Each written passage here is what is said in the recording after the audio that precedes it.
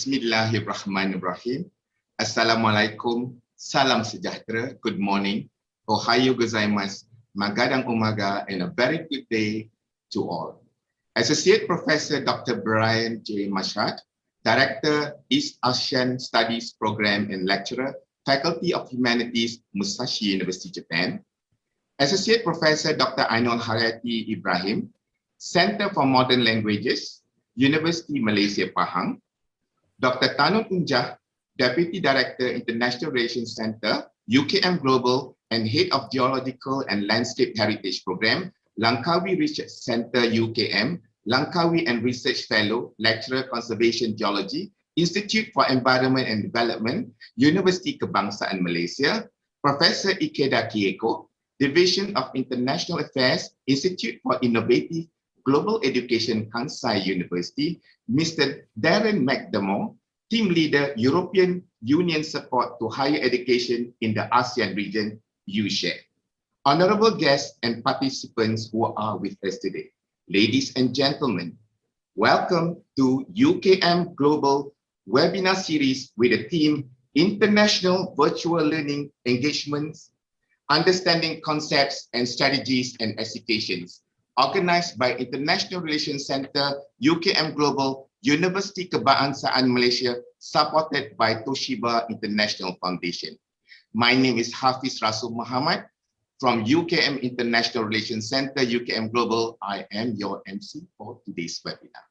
Ladies and gentlemen, this morning, we are very proud of the presence of panel members from Japan and Malaysia, who will be sharing their valuable insights and experience with all of us here.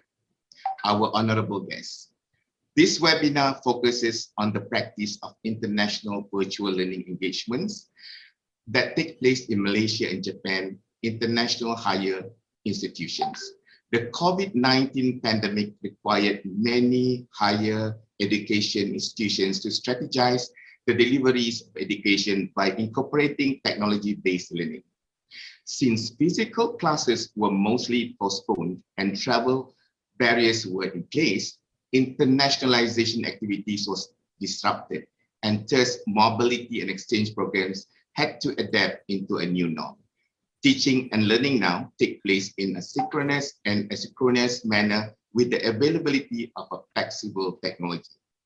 Ladies and gentlemen, this morning we are fortunate through this UKM Global webinar series, International Virtual Learning Engagements, Understanding Concepts, Strategies and Executions, we have the opportunity to listen to our distinguished panelists who are competent in the field of education to share their valuable knowledge with all of us. But before we move forward, to all participants, the webinar secretariat will share the webinar survey So kindly attend the survey so that we can issue the certificates for all the participants. All right, our dear participants, I trust everyone here is excited and ready. Without further ado, let us begin with this webinar. Please allow me to welcome and introduce our moderator, Mr. Darren McDermott, Team Leader, European Union Support to Higher Education in the ASEAN region, U-Share program. SHARE is the EU's flagship higher education program with ASEAN. Mr. Darren has worked on numerous EU Commission and British Council funded education development and capacity building programs with Association of Southeast Asian Nations, ASEAN member states, ministries of education and their higher education institutions. So here it is. Now, ladies and gentlemen, let's give a warm virtual applause to our moderator, Mr. Darren McDermott. The virtual stage is yours, Mr. Darren. Many thanks, Harfiz, and good morning, everyone. Thank you for joining us for this UKM Global Webinar Series on the topic of international virtual learning engagements, understanding concepts, strategies, and executions. I'm very pleased to be moderating this session from home in Ireland this morning, and I'm also delighted to be joined by our panel of experts from Japan and Malaysia. This webinar focuses on the practice of international virtual learning engagements, and the COVID-19 pandemic has wrought significant changes on higher education globally, and digital modalities of teaching and learning have been for many institutions, academics, and students a case of necessity.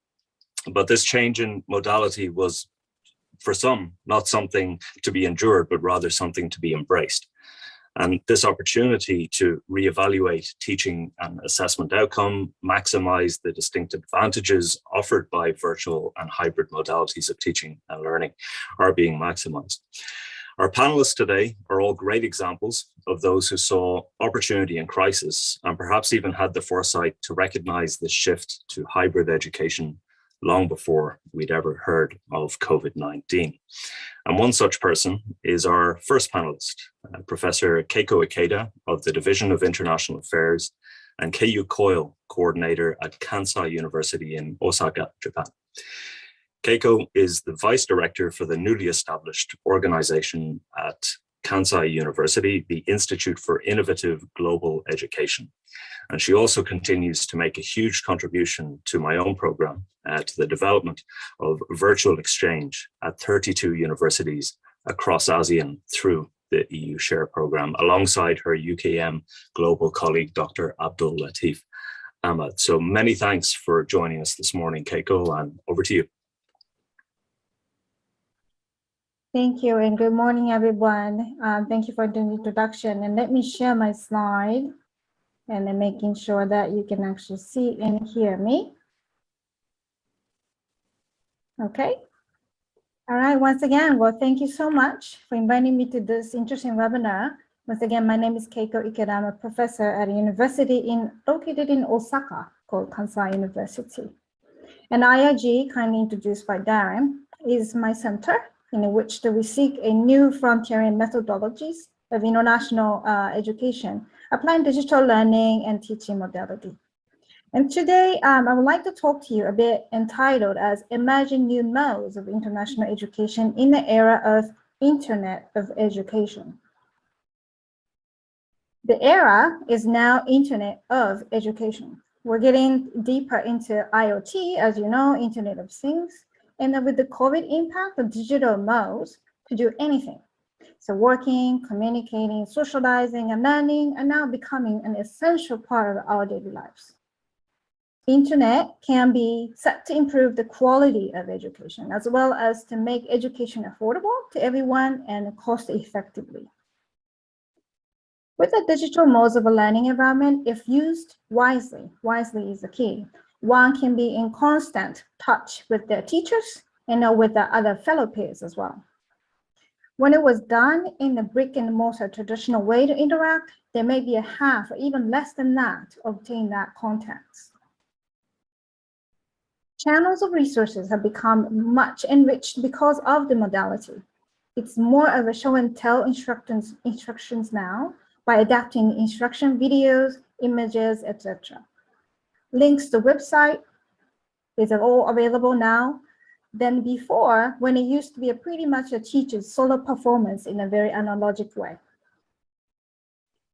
Updates of information have become easily done with internet adaptation too.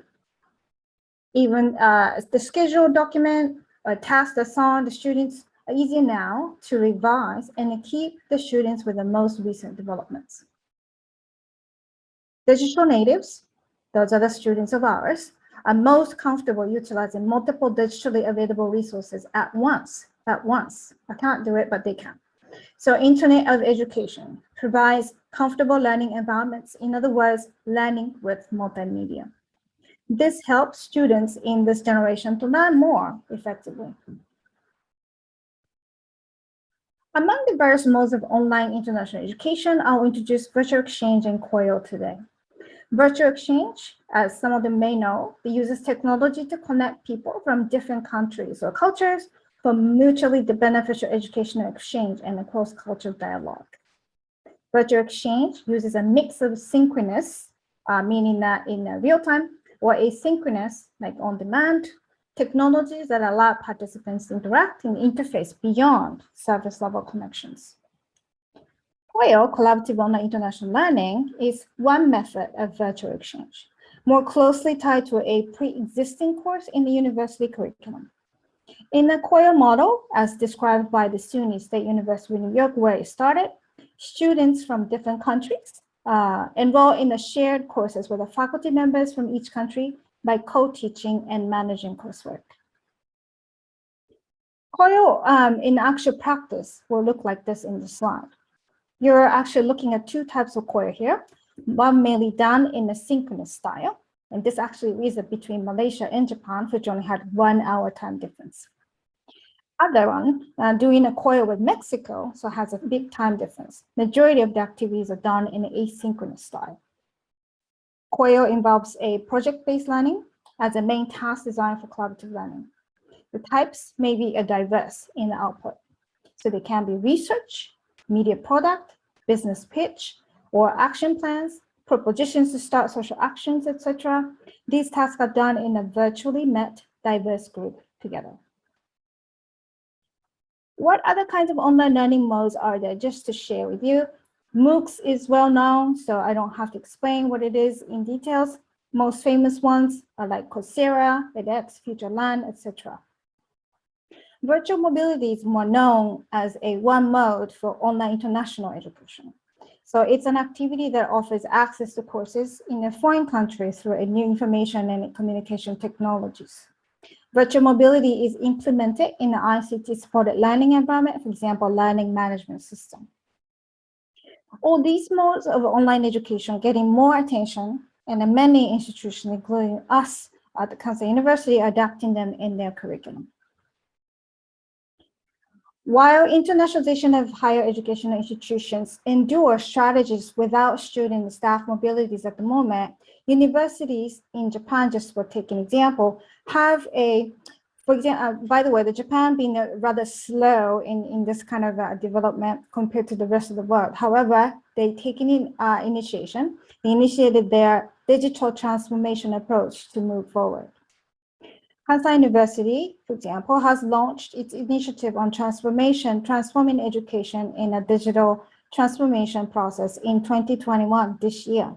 And let me share with you what we have done or we're doing so far a little bit today. So at Kansai University, we foresee that the norm of a classroom in the future from here on will be high flex, where the online and on-site students are both present to take a class, with or without a challenge like COVID. So high flex mode enables interaction between participants, not only among those on site, but also with online students. We launched what's called Global Smart Classroom, as known as JSC initiative, which was launched this year at Kansai University. The room has a capacity, as shown in the slide, to show the participants projected in a bigger monitor, and the salient microphones will pick up the students' voices easily. So we are a private comprehensive university with over 30,000 student scale. So we have 5 campuses spread out in Osaka Prefecture to provide the same curriculum at the same quality for all students in the different campuses. That cannot be done without the power of online education modality.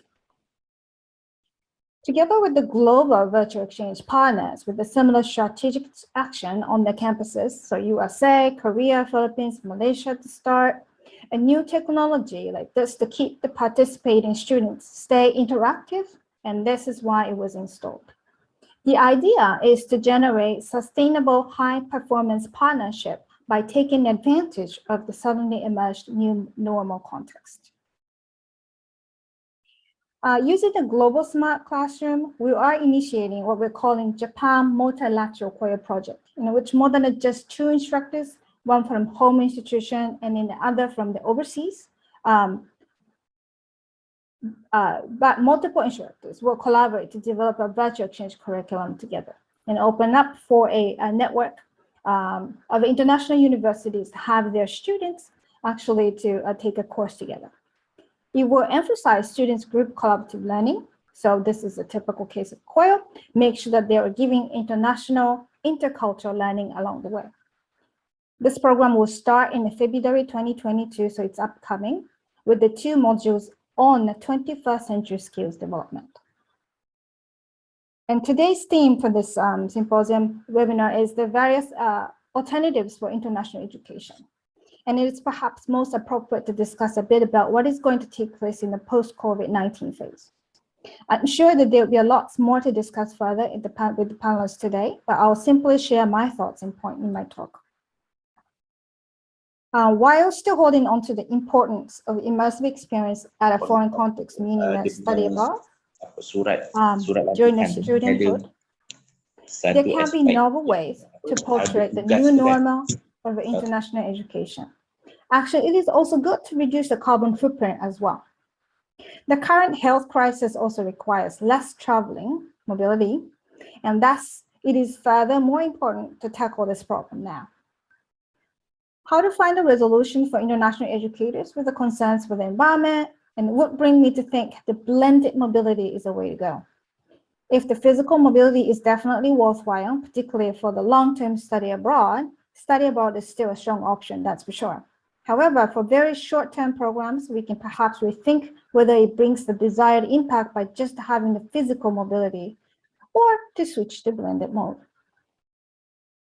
Technology is, as we know, is becoming very ubiquitous. Then a brick and mortar classroom does not have to be the paper pen mode anymore. In other words, both classroom environments can go smart.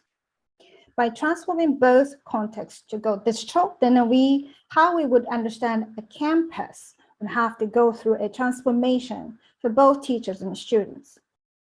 On a digital campus, students, faculty, administrators no longer need to worry about the space constraints, locations, or weather. These instructions now use the video and collaboration tools to open up the classes and lectures to more students without having to squeeze them into a single lecture hall. In particular, with the crisis time now, with the health issues, this is definitely a plus point. So it's a smart campus, smart education. Those are the things that we are foreseeing post-COVID. Learning and teaching method like Coil, if there's a program that can most effectively and done better offer virtually than a face-to-face, then if that's the case, then this new methodology would stick as well, even after the mobility comes back. So what kind of program would stick then? This is just going to give you an example from a Kansai University that we have done it in February 2021. A collaboration among the Singapore Polytech and the Kansai University and a couple of US universities. Main Coil task was pretty much an accelerated project in which they produced a business pitch on their startup plan. They simulated how to start up a company and how the startup company would work in a real context using the same tools, digital tools as they would. And we invited the startup in Singapore to lead the group as well. So we call it Entrepreneur Camp Program. And we used application called Miro. That's what the startup company use all the time, regularly. Students worked in the teams to focus on some of the SDGs and to build a startup plan after this came. A program like this is not a replacement or rapid response that replace study abroad because of the pandemic crisis. For the student learning objectives of this program, Coil, the virtual way, was the best chosen mode. So then a program like this will stay as Coil, regardless of the pandemic or not, and other programs may tend to be on-site, hybrid on-site after once the mobility comes back. Another way that online international education like Coil will stick is to be a part of a blended mobility concept I mentioned a little earlier.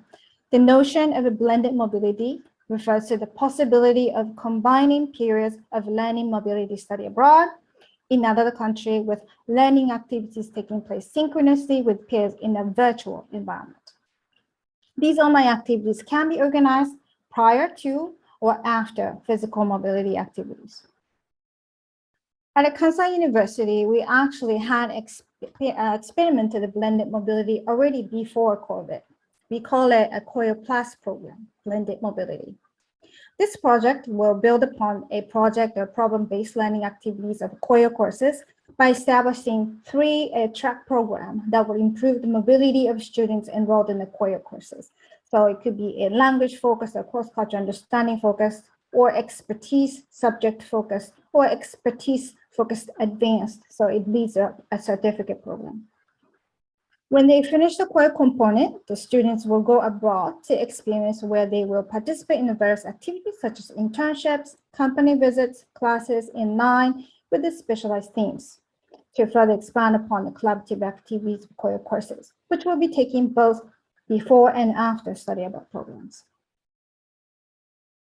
So with that introduction, and I'd like to conclude with my talk, I just wanted to bring this up, and I added my addition to this a little bit. So Internet of Education is one of the most powerful weapons which you can use to change the world. So this is the end of my presentation. Thank you very much for your attention, and please let me know anytime should you be interested in learning further among the IIG or Coil with the Kansai University. Thank you very much. Many thanks, Keiko, and that's a really excellent context setting for our discussions this morning. I really like that quote at the end, and I can see that's going to be a reality for us. We'd now like to welcome Professor Ainul Haryati Ibrahim from University Malaysia, Pahang. Professor Ainul was the director of the UMP International Office, and she's led several initiatives on internationalization, such as the development of the integrated online international student information system, the crisis management SOP for international students, and the 3-stage approach for student mobility at UMP. She was also instrumental in initiating the collaborative online international learning with Kansai University in 2015, subsequently intensifying the Coil activities with other partner universities. Welcome, Professor Ainul. Thank you. Thank you, Darren. Okay, so morning, everyone. So let me just share my screen.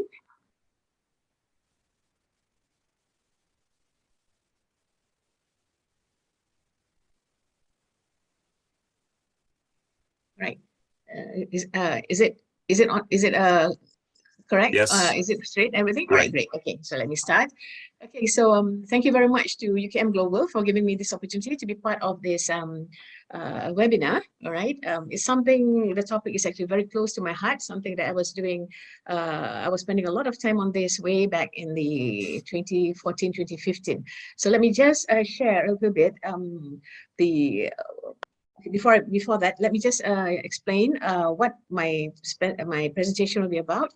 I'll be talking about the virtual engagements that we have at UMP, the different programs that we have, and I will start with what we call the global classroom. Right? So the global classroom in UMP actually consists of 2 types, which is the guest lecturers, which is a one-off kind of program, and then the collaborative online international learning, which is Coil, right? And this online international learning actually started way back in 2014. The first project that we had was between the Center for Modern Language, Department of English Language to be specific, with Mahidol University.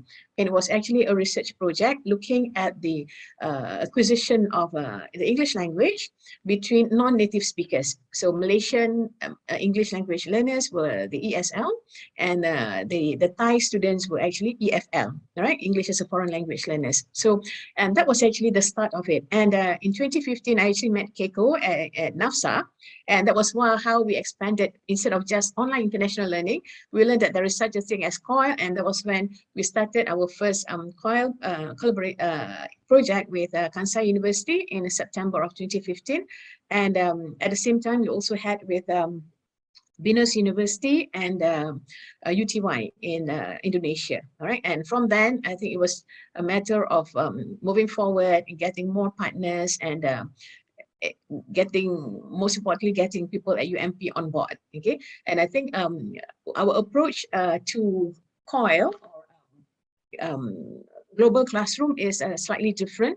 We had actually, it was initiated by the International Office, but because of the academic because it's actually academic and we require assessments and whatnot, it was eventually managed, or it was taken over by our Center of Instructional Resources and E-Learning, which is CIREL, right? So they were in charge of structuring it and also getting as many academics as possible to be interested, right? So this is the support that we have. This is a strategy at UMP in order to get as many people on board as possible. So the function of this center is to provide support to UMP academics in learning about and utilizing the skills and resources needed to introduce Coil teaching techniques into their courses. Because some of the things that we have encountered was that there were interested academics, but they didn't know where to start, they didn't know what to do, what tools to use, and they didn't know where can they get interested partners, all right? So CIREL became the one-stop center for this initiative for global classroom and also for Coil. And what they do is that they have an ongoing, they have scheduled sessions on introduction to Coil to get those academics who are interested to attend this session to develop an understanding of the basic principles of Coil. And then they also have the database for potential partners. And then they will assist the interested academic in structuring the course, which type of Coil should they be doing and things like that.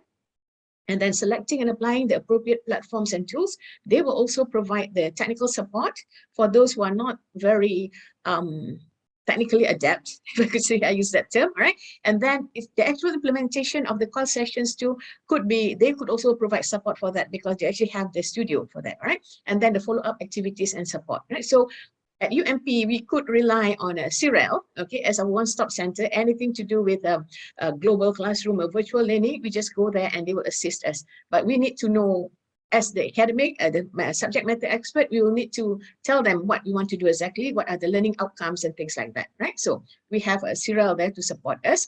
And these are the types of Coil that, this is our working definition for the Coils that we have, all right? So the first one is a pre-Coil or a basic Coil. It's a one-time virtual exchange. And this is actually where most academics would start with this, okay, just to get themselves just to give them a feel of what Coil is all about. So it's a single virtual exchange with a partner in one class that enables both instructors and students to experience the basic requirements of planning, scheduling, and trying out the virtual exchange experience. So once they get a feel of that, then they can upgrade themselves. So they can, the next semester, they can go on to do enhanced Coil, which is the standard Coil exchange. And it will last maybe over a period of 4 to 6 weeks. Okay, and this is the one that I think we did with I have done with Kansai University on professional communication, right?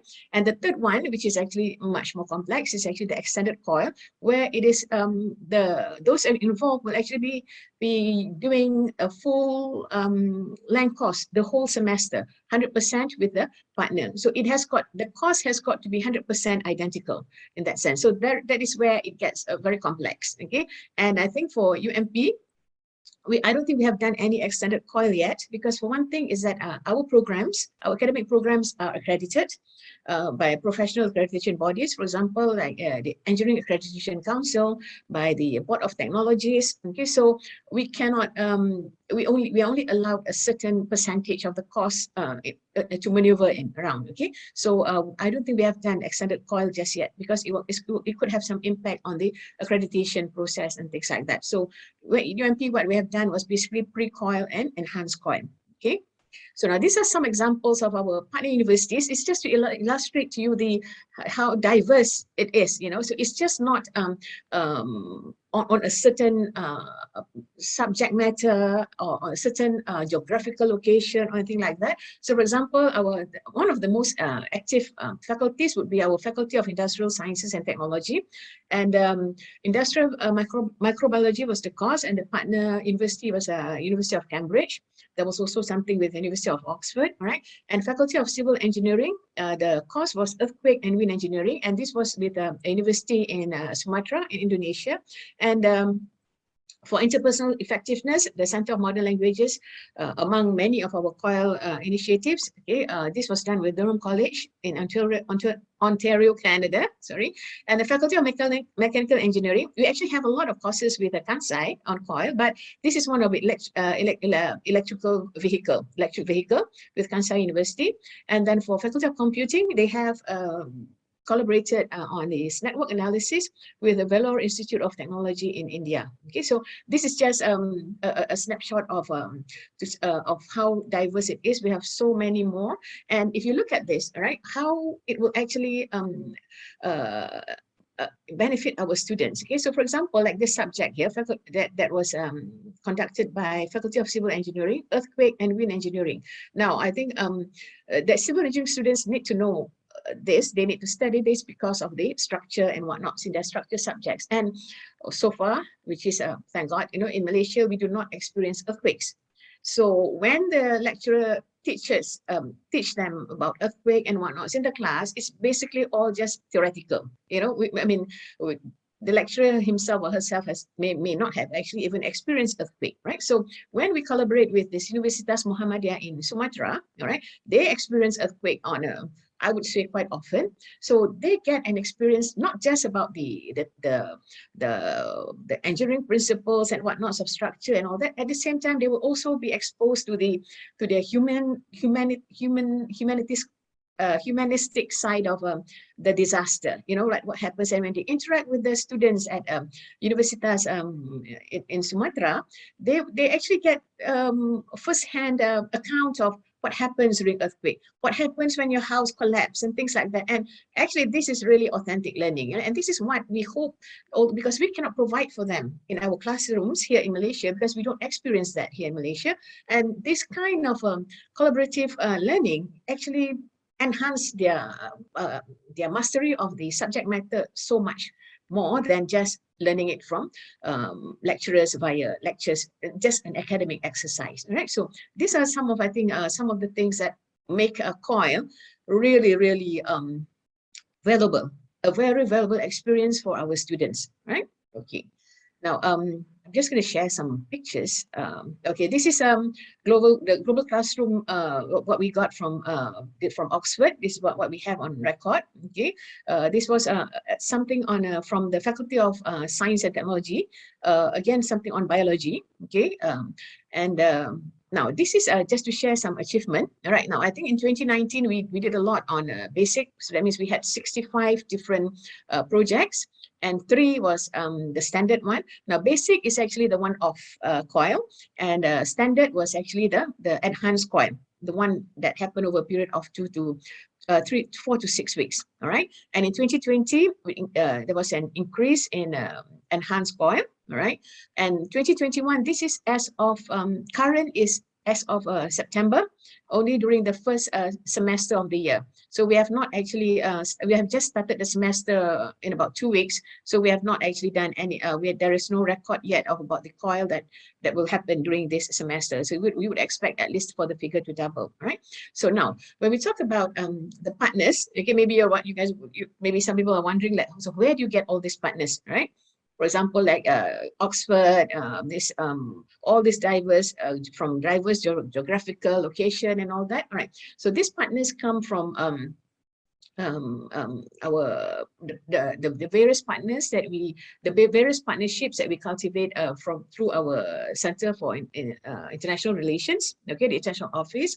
It could also be the personal networking of our academics. Right, when they have their own network, definitely, you know, maybe from when they were doing their PhD, it could be somebody they the people, the friends that they made during their PhD, even maybe their professors and things like that. So this is actually we do not actually limit, you know, that you have to only partner with those people who sign MOU or anything like that, right? So as long as there is a good match, okay, and it's up to the academic to decide on who would be the best partner for this, and it will also depend very much on the learning outcome, because the learning outcome does not have to cover the whole course. Okay, it could just be a specific part of the course, you know, for like if it's enhanced Coil, maybe for about a topic that covers maybe 4 to 6 weeks. All right. So just an example. All right. The Coil that I myself did was on English for Professional Communication. We did it with Kansai, and basically in the course, okay, what the students are expected to be able to do at the end of the course was to actually attend an job interview. They have to be able to prepare the job correspondence documents, you know, the resume, the cover letter, and all that. But with Kansai University, the specific learning outcome that we wanted the students to be able to achieve was to actually learn about Japanese work culture, because they could end up working in a Japanese company here in Malaysia, you know. So very specific and doable within that period of time, about 4 weeks or so of interaction with the Japanese students. Okay, so that is so it all depends very much on the academic, and what CIREL will do, the center will do, is actually to guide them, okay, to make sure that learning outcome could be achieved. All right, so now that is the academic programs. Now another program that we have, what we term as the short-term mobility programs, and we have also been organizing this for many years, but it was on site. All right, the students come, and then you know, it was 100% experiential. They learn through experiencing the culture and things like that. And last year in 2020, we did not manage to have this, because I think we were taken by surprise with COVID and all that. So we did not have any of this, you know, virtual, and the ones that we already planned for on-site had to be cancelled, right? So this year we managed to offer a few. Okay, some of these are build your first mobile application, and then from nature, the application of SNT, we have Kem Rasa Sayang, we also have Destination Malaysia. Okay, now so how do we do this? You know, how do we get the students to actually enjoy the experience while just looking at the computer screen, the laptop screen, in the comfort of their own homes? You know, how can they learn? For example, like the Center for Modern Languages offered two, which is Kem Rasa Sayang and Destination Malaysia. So it was about language, learning the language and also the culture, and you know, all this while, what we have been doing was that we have the students in front of us. We got them to try out Malaysian food. We got them to try out the attire, dance, the various dances that we have, and things like that. So how do we transfer that into a virtual experience and still make it meaningful and interesting for them? All right. So what we tried out was actually try as much as possible to make them feel that they're here, you know. So instead of just showing videos that are already available commercially and whatnot, so as an introduction, what we did was that you can see here, one of my colleagues, Mr. Shamsul, he before the start of the program, what the facilitators did was they went around Kuantan town and they recorded the different attractions in Kuantan, and that was how they introduce it, and sort of like make the students feel like, okay, you know, we are there too, we are watching, we are looking at this through the lenses of our facilitators. Okay, and as much as possible, we try to incorporate experiential learning. They get to experience it actually, although it was very, very challenging, of course. And for example, we have the camp song. Okay, Rasa Sayang is actually, I think all Malaysians know the song Rasa Sayang. So we have the camp song. So they sing this at the start of the day, and they also have. In fact, if you see this one of the participants, one of our Japanese participants, he was so, I think he was so into it. He actually learned to play on his piano and all, and he actually shared it with everybody at the camp, him singing the song, singing Rasa Sayang song on the piano itself. All right. So these are the things that we try to do. And when it comes to actually food and things like that, so because they're at home, we actually got them to do some kind of like scavenger hunt and things like that to find if they could find those things at home. Okay, so of course nothing beats the actual experience, but I think based on their feedback, you know, they were quite happy with it, and I think they did not expect it to still be having fun, you know, just being in front of their computer. Okay, so these are some actually of the feedback, right? I think if you look at here, this is where I think one of the issues there, the time difference there. Okay, so I think this one, when we did this was actually with students in the region with only like maybe 1 hour time difference. Okay, but you will see here, I think you could add a break in between. I hope you could give us an extra break at noon. Okay, so I think these were from students who are 1 hour ahead of us. So when we break at 1 o'clock, all right, sorry, when we break at Malaysian time 12 noon, okay, they're already at 1 o'clock. So I think maybe their usual time for lunch is maybe at noon, at 12. So and this is how it came up. Okay, so that even 1 hour difference could sometimes actually affect or maybe affect the students in some way. All right. Okay. So so some of the challenges that I think we faced, all right, one was with technological compatibility, especially with China. So we had with China, one of the summer camps with China, okay, and our team did training needs analysis before the start of the program, just to find out what tools can you use, what are the common tools that everybody could use, and we discovered, okay, they could use Canva. All right, so we thought that was okay, but suddenly on the day itself we realized that they actually have their own version, Canva China, you know, and our facilitators were going around like, okay, you know what do we do now, you know, because we were not prepared to that, but they found a way how to circumvent that, and they could actually get access to Canva China. So I think compatibility is actually a real issue and something that we need to address way before the program begins. We have to anticipate it, because otherwise it can actually cause chaos on the day itself, right? Okay, and then of course reliable internet connection.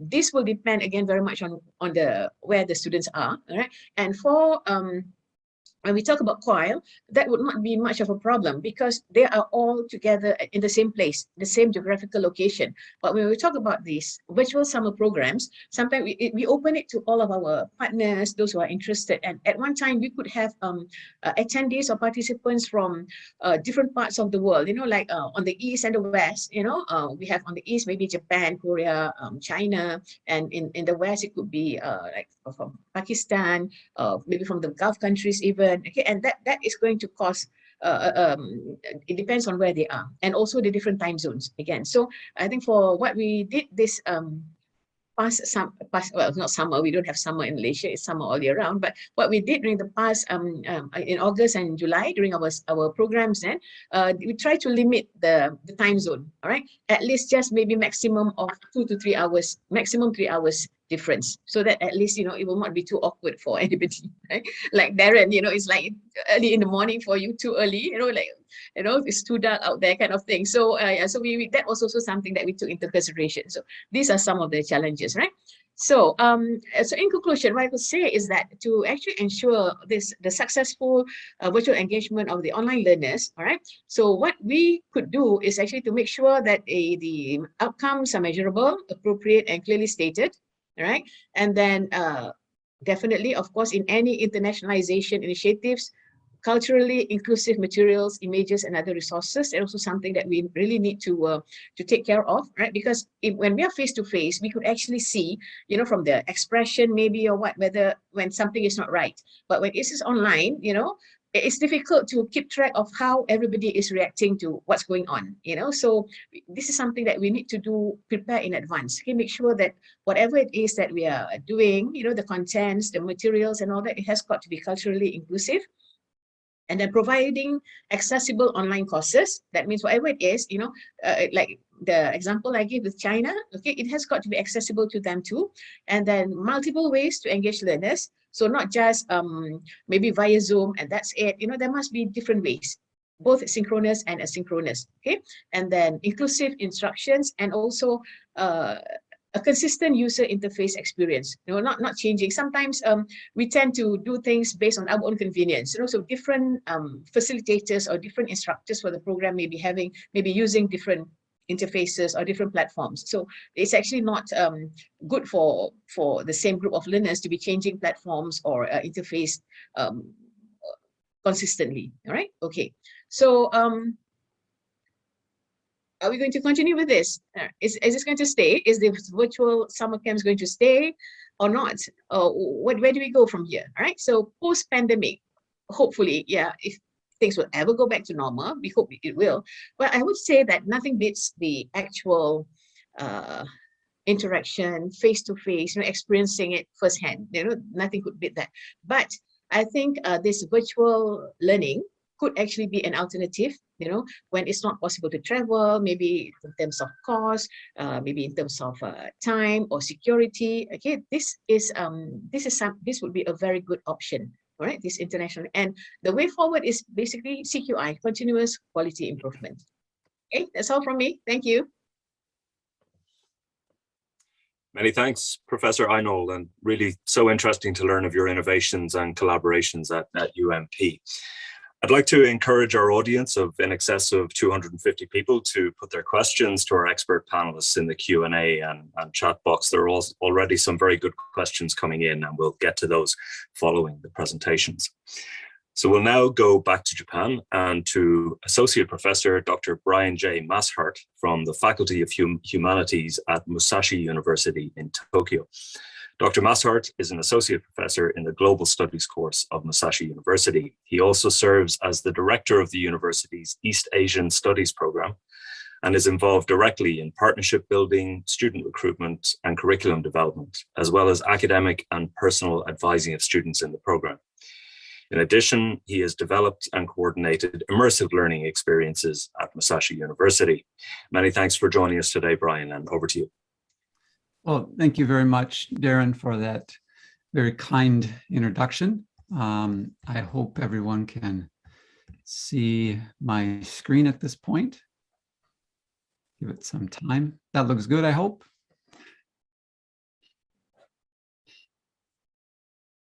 All right. Well, as my title suggests, I think it's always important to ask.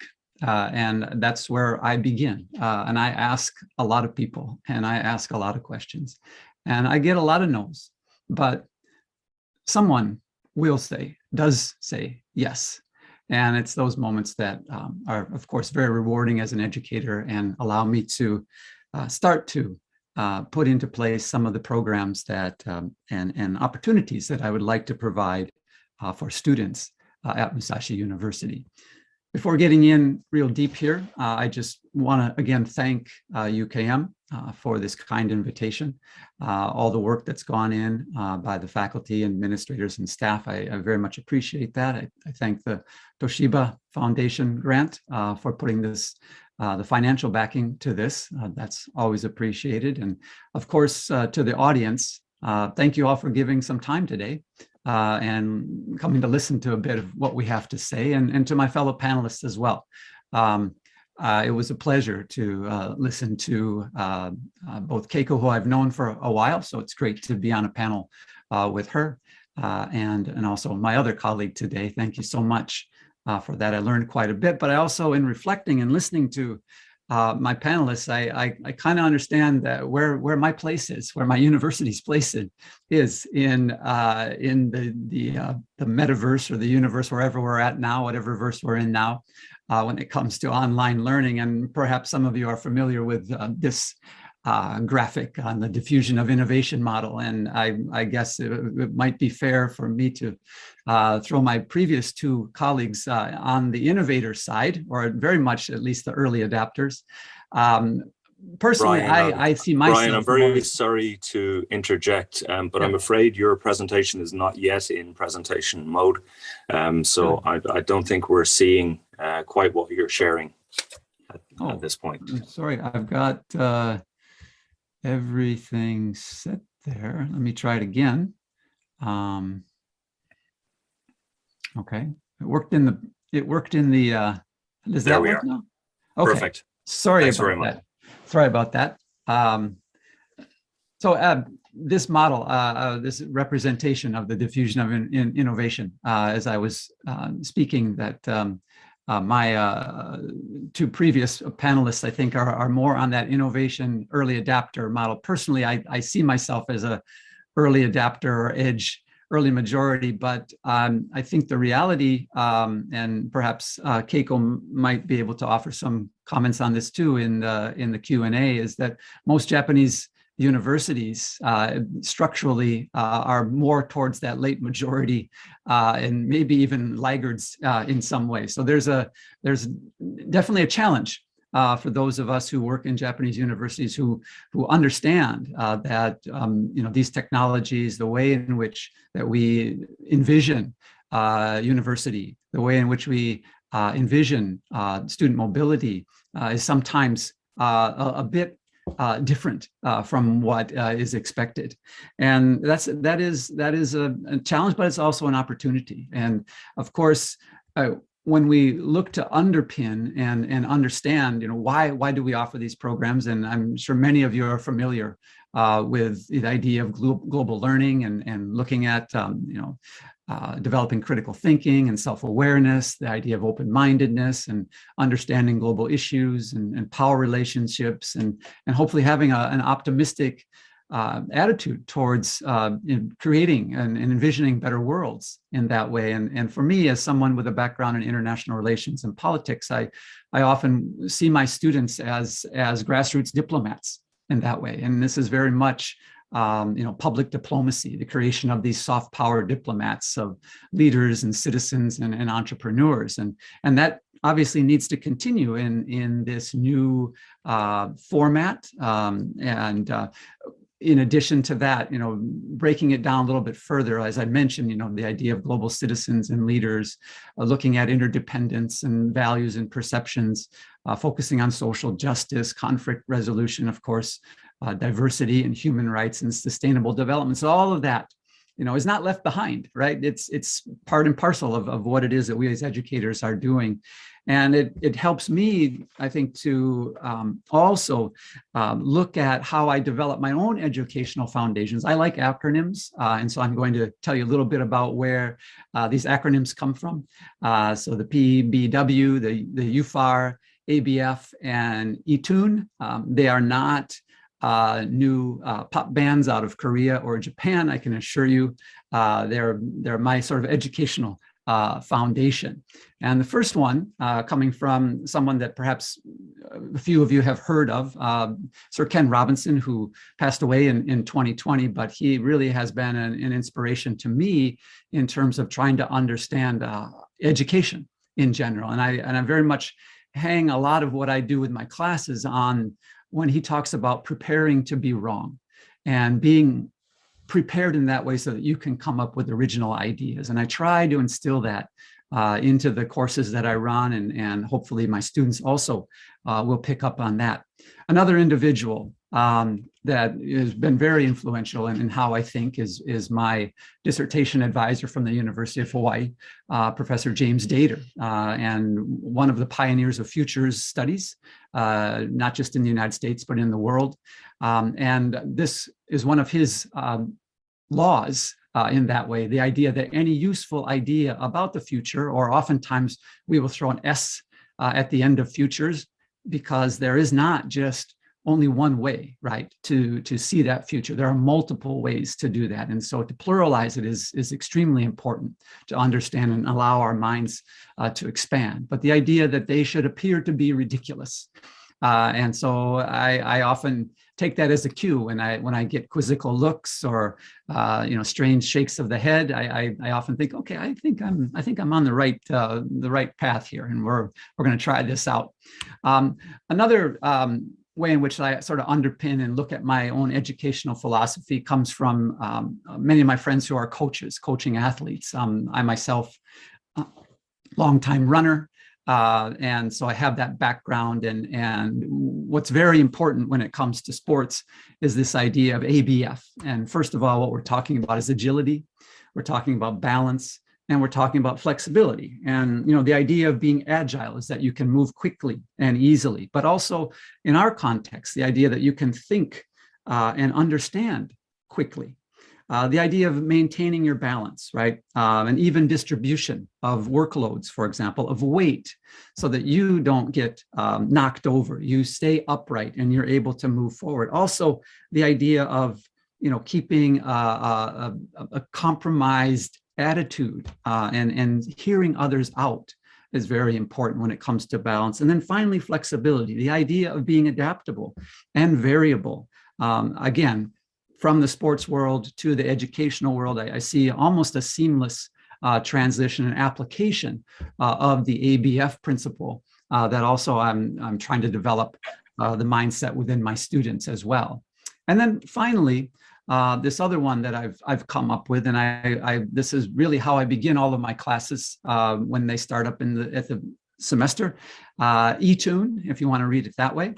But it's really to tell them, expect the unexpected.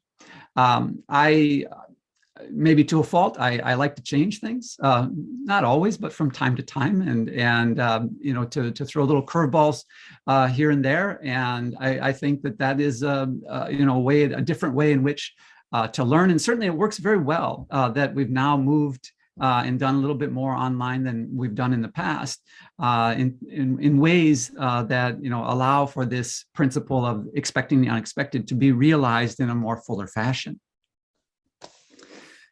So, maybe these principles that I have aren't enough for you to find some common ground, and you're shaking your head thinking, yeah, I'm not sure if really I want to go down this path with Brian.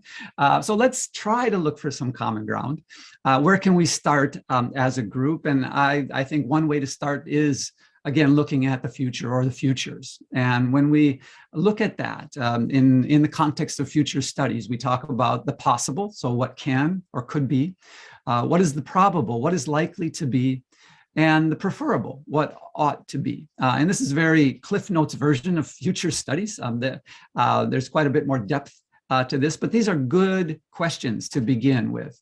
And ways in which of envisioning that I often challenge my students to think about. In addition, other critical questions to help frame our vision. Of course, the what ifs, right? The what if, and what if that, and what if then, and what if why, right? Certainly the why. Some of you may be familiar with Simon Sinek and his concept of understand what is your why. Why the why is important, and why getting the why right helps us to understand the progression and why we do things, right? So getting to the why and understanding that is important. And then other questions. This question hit me right square in the eyes as a PhD student when I had come back from Japan and sat down with a professor at the University of Hawaii who was not on my dissertation, but one of the most intelligent individuals that I know. And here I am spending 25, 30 minutes telling about the wonderful time I had doing my dissertation research. He listened very dutifully. And the very first question that he threw at me after I finished was, so what? And that is a very powerful question to begin with. And that's what I also challenge my students. But in addition to so what, we move on to the now what. And then, of course, then what is very important. Another way to look at things, the idea, again, from future studies, will tomorrow be like today? This idea of the mindset of the future. And oftentimes if the individual is not willing to engage that, then it's really hard to get into future studies. It's really hard to make these envisions and to see scenarios that are possible, right? Not just your own preferable way to do that. So another key question. And then a final question that I like to look at and again, sort of underpin the way in which that I'm trying to approach education in general, but certainly the online courses and offerings that I'm trying to offer is why it's important to have a notion of the good society or a better society, and again, creating that future-oriented mindset. So that's, I hope, a little bit into what's going on in between the eyes here this morning. But let me give you some ideas of some of the initiatives that we've done in just these last few months, basically from June 2020. And it was really, again, one of these rough awakenings for me, because we did start online activities, and we were preparing for that from basically March and April of 2020, and certainly we get into May and we start doing classes, and it really wasn't for me until mid to end of June when I suddenly realized I have this amazing, powerful tool at my fingertips now. I can bring in people from around the world, and I was actually kicking myself that I didn't think of it sooner. But we've got it going, and I think there are some really good examples, and I think maybe not to dismiss it as quick and easy, but maybe they are quicker and easier and maybe a little more cost effective for some universities than other ways in which that you can begin to develop and embed virtual online learning into your curriculum and offerings for your students. So very simple things, right? So I started basically with class pop-ins, and I just started sending out emails to friends that academics and former students, and say, hey, my class is going on. Do you want to come in and say hello? And many of them did. And so I continue to do that. And that's one of those things, the curveball, expect the unexpected. A student has spent the last week, dutifully reading through 20 pages of text, and all of a sudden they get to class, they're ready to, hand in their homework, or they've already actually submitted it online, but they're ready for the discussion. And I walk in and say, hey, guess what? We've got a guest today. And they're like, what's going on? So we do these pop-ins. And then I've had some more structured guest presentations. I taught a course on fieldwork methods. And so I was able to invite many of my friends who do their own field work, colleagues from Deakin University, for example, from my days as a grad student at the University of Hawaii, to come in and talk about some of the things that they've done and how they go about their methodology. So there's guest presentations that go on. Another thing, and this is more of a transition that's happened between Musashi University and Deakin University. This is the MUDU ILE, which has evolved to a VIP, and I'll explain that one in just a little bit, but it's got some roots to it. It's got some history to it. We started it back in 2014, and of course we have visions of continuing it for the foreseeable futures in that way. Another program that I'm going to highlight are the WCCs. It's in need of a better acronym. So if you've got some ideas, please let me know. I sometimes think maybe students get this idea that we're going to get into some kind of wrestling or combat or something like that. There's nothing like that. But again, I'll explain this one in a little bit, which started in May of this year and are ongoing. And then the third program that I'm going to explain is the Musashi Windesheim, which is a partner in the Netherlands that we work with, the International Collaboration Project, which is a 2-month project that we initiated this year. But one other initiation that happened this year as well is with our partner, Ohio University, and it's an interview program. So my friend who teaches linguistics at the Ohio University, Dr. Chris Thompson, teaches linguistics course, and he has students who would like to interview Japanese students. And so they simply email my students, set up a time to Zoom, and ask them questions, and then report back. And so little things that we're able to do at the university. But again, I want to explain in depth 3 programs that we have, and I do so because I think they represent different styles and structures. So the one that we work with Deakin University, it's called the Musashi Deakin Collaborative Experience, but we named it as an immersion learning program back in 2014. And it's a 2-week program. Up to 20 Deakin students come to Japan. During that time, they stay right down the street from our university at the Flex Stay Hotel. So they're right in the neighborhood, and basically they become embedded in our campus life in a number of different ways. But from last year, we had to pivot. And I would say, one thing not to overlook is how, especially when you're working collaborative on programs, how well can you get along with the person that you're working with? I think not enough can be said about the personal connection and the camaraderie that you can form with that person across the world. And I think that had there not been that, this program may have ended. But the person that I work with, Dr. Kat Baran, is someone that is much in the same lines as me in terms of the flexibility and some common principles and what education should be. And so we were able actually to pivot quite quickly and very excitedly actually to an online program last year. And so as you see here, from 2014 to 2019, we ran the immersion learning experience in country. 2020 and 2021, we are online, and who knows, we've done it now, and so we can continue either way. I think our preference is to be the immersion learning experience on campus, but we certainly are more than capable now of running the VIP program, and we move it beyond texts and lectures. We do a lot of stimulation of the senses. This is not a deep dive into Japan. It's a way of focusing on transnational issues. So bringing experiences from the Australian students to my students here in Japan and talking about various topics, whether it's those concepts of global learning, for example, sustainable development, diversity, global citizenship. And so it's not drill deep, only try to understand Japan, enjoy Japan. It's very much about the transnational aspect. I will say it is highly structured in that way, but it's very, very, very much ABF. Agility, balance, and flexibility as key to this program. And so what do we do? So we have, this year we have 10 guest lectures that are coming in on a range of topics. Mainly, it's a politics and culture program at its base. And so we are focusing on, issues of Japan-Russia relations, what's going on in the South China Sea, the Korean Peninsula, but also we're looking at, what happened during the Olympics, for example.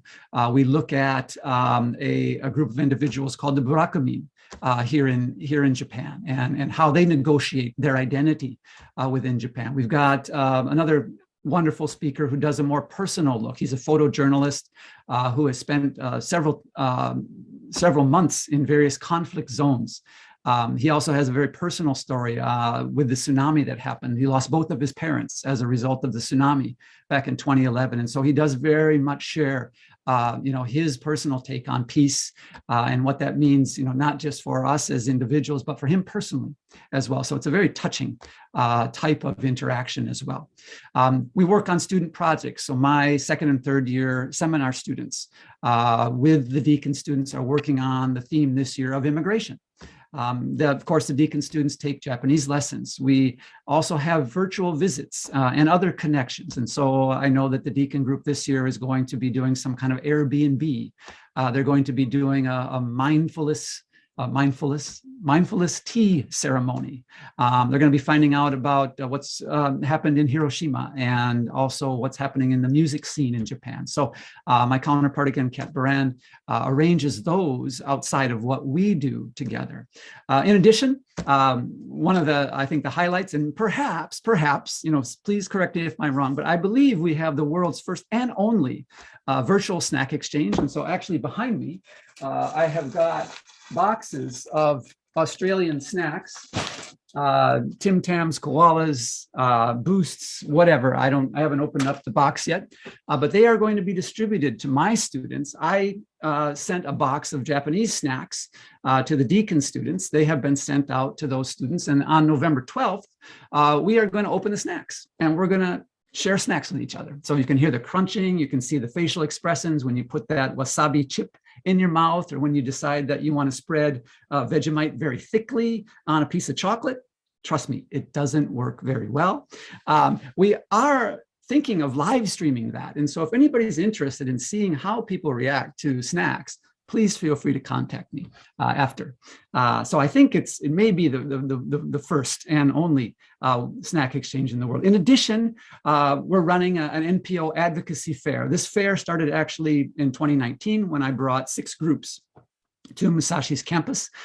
They gave presentations, they set up tables, distributed information, and did networking with Musashi students. But we took it online last year, and we're doing it online and on campus this year as well. I will let you know that also is open. And so if you're interested, I'm going to be inviting students from our partner institutions. Actually, many students from UKM joined our advocacy fair sessions last year.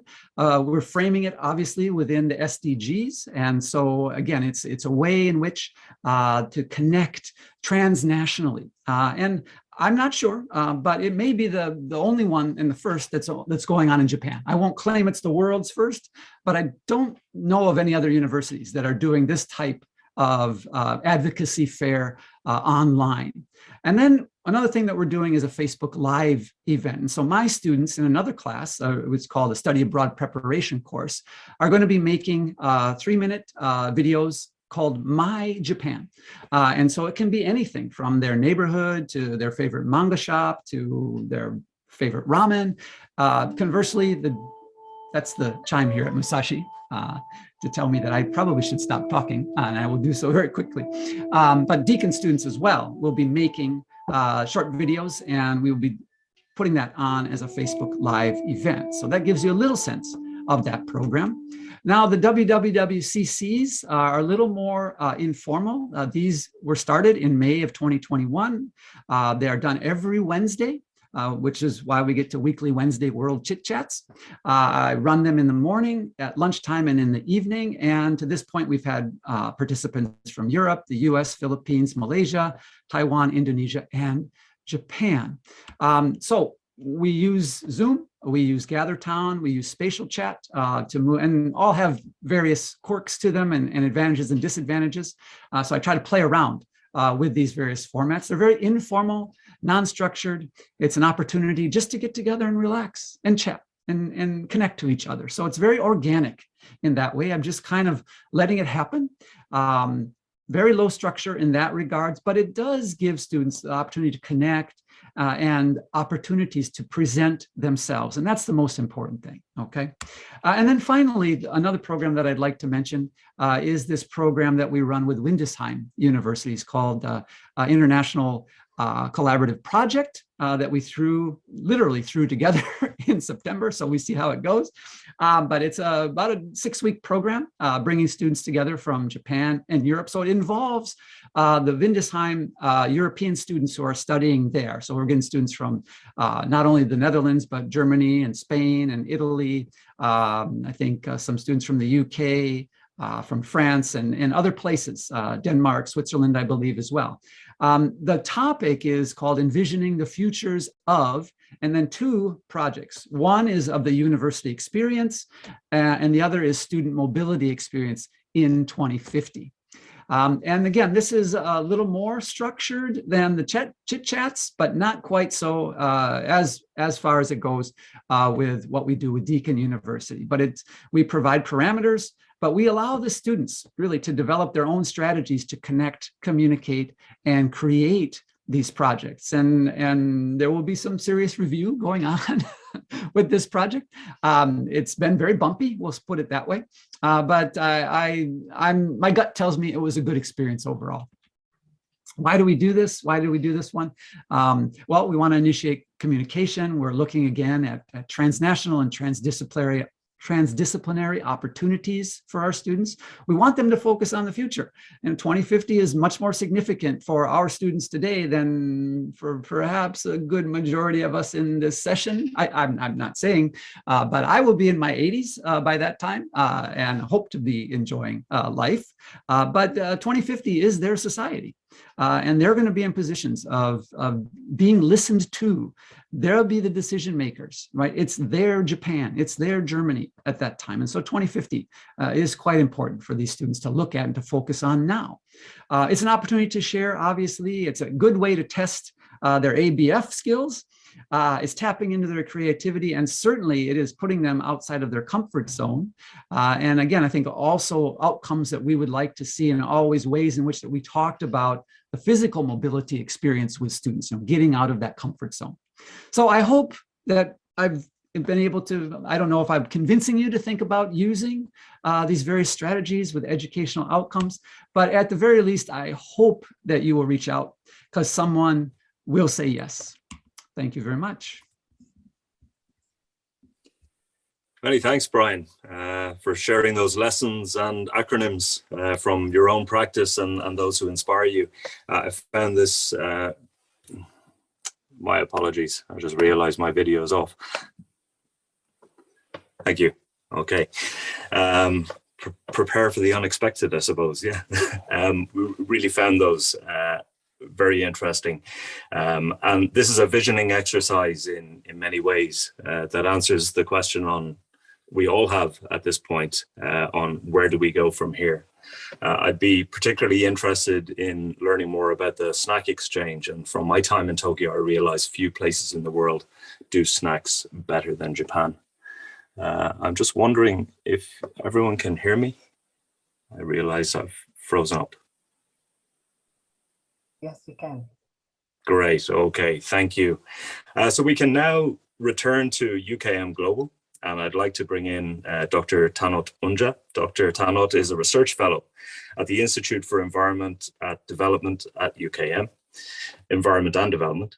She also serves as the Deputy Director of the International Relations Centre at UKM Global. As part of the UKM team, along with local authorities, her research work on conservation geology is vital in being translated and endorsed by Langkawi Global Geopark under UNESCO. So many thanks, Dr. Tanot, and over to you. Thanks, Brian, for that introduction. I would like to share my screen. Thanks to, good morning, everyone. Good morning, yes, still good morning. I would like to thank all the panelists, which is 3 panelists earlier than me, that I think they saved me much, because I'll be more specific to what we do at UKM. Generally, UKM is, all of us have been urged to be part of this online learning since early 2015, years before the pandemic. But not many people take it to heart, because, having physical is one thing that you love and then you like it to see your students. So not all of us moved to that bandwagon. We already have that platform called UKM Folio, in which all of us have to do a blended learning, we have to do flipped learning, we have to invite other lecturers from other universities, which what we did only during the pandemic, which I thought it's funny, but I think that's the way pandemic pushed us to, I guess, to do something that we're not comfortable with. So to us at UKM Global, we come across this, and then being at UKM Global, we usually have a lots of summer program. And suddenly we realized by 2020, we had to put all those things on hold. So what should we do? So probably I'm going to share more specific on what we did in terms of international virtual learning engagement, because in the case of university, that's going to be a lot, because we already offer more than 45 programs online for our exchange students, and it's active throughout the year. This is a few programs that we did at UKM Global. So yeah, you don't hesitate to ask me if you do. So this is mainly on student engagement strategy and approach that we did. So I'm going to share with you a few programs that we created during this pandemic, particularly for a summer program. So there's few things that we have to think of while we're doing that. While you look at that, you will see lots of my picture will be outdoor, because I'm a geologist. I used to be outdoor. All of my summer program is outdoor. So you just imagine having this pandemic, and I really have to sit in one place and do a program, which is generally not so much of me. But when we think of this, we think of the students that we have as well. So this is few steps that we took to do the student engagement. First, we think of, as a team, we think of how to optimize virtual experience. On screen, what can you experience of it? So therefore, it's brought us to ideas of what kind of topic we should have, so that people can have optimized virtual experience through that topics that we selected. And we also would like to see, who's our university lecturer and partner, particularly prominent lecturers or prominent speakers that we could bring in. Realize during this pandemic, just like what Brian said, you have all these partners and friends of yours stay at home, and then you can reach them. You don't have to bring them to Malaysia to give lectures, so you can reach them. And then if they have time, yes. If they don't, that's okay as well. So we also have to think about the time and context hours with our students. Remember that, when I reflect back upon what Dr. Aino shared, as students that we need a break. So we kind of break. When do we do that? And then how long would it be appropriate for students to be in front of the screen? It's not too much for them. It's not just a student, even the lecturer as well. So there have to be a flexible time and a reasonable time for them. And then how do we inject this culture experience within this program? Yeah. I'm going to share 3 programs that we, I think we have, and we created during this pandemic. First of those is one of those virtual summer program. The booklet on the picture there, that is our physical summer program. We have more than 13 physical summer program, which is conducted every 3rd semester. And we also added more than, I think, 5 another virtual summer program this year to our virtual summer program. In 2020, we just had one, which is, I'm going to share with you the first one that we did. Being with Dr. Latif, he said, we must do something about it despite this pandemic. In 2020, we already have a program online, virtual summer program. So that we did. So first, the idea is how to optimize virtual experience. Definitely we stop thinking about having physical at a time. We think of this is virtual program. When we start with having virtual program, first we usually thought of, should we translate whatever we have from physical to virtual, or creating a totally new program? So that's a big task. So in this case, we mainly create a new program, although this is very much an old program which has a physical aspect to it, but now left about 10% of that program. So it's more like a new program totally. And what is our targeting students, and who is our partner that we would like to invite? So in this case, we think about this, what is the needs of these students that we have here in UKM, as well as our partner university. So that's the thing that we ought to think when we create this virtual experience. And we picked that semester so that during those times, most of the students doesn't have classes, they just free.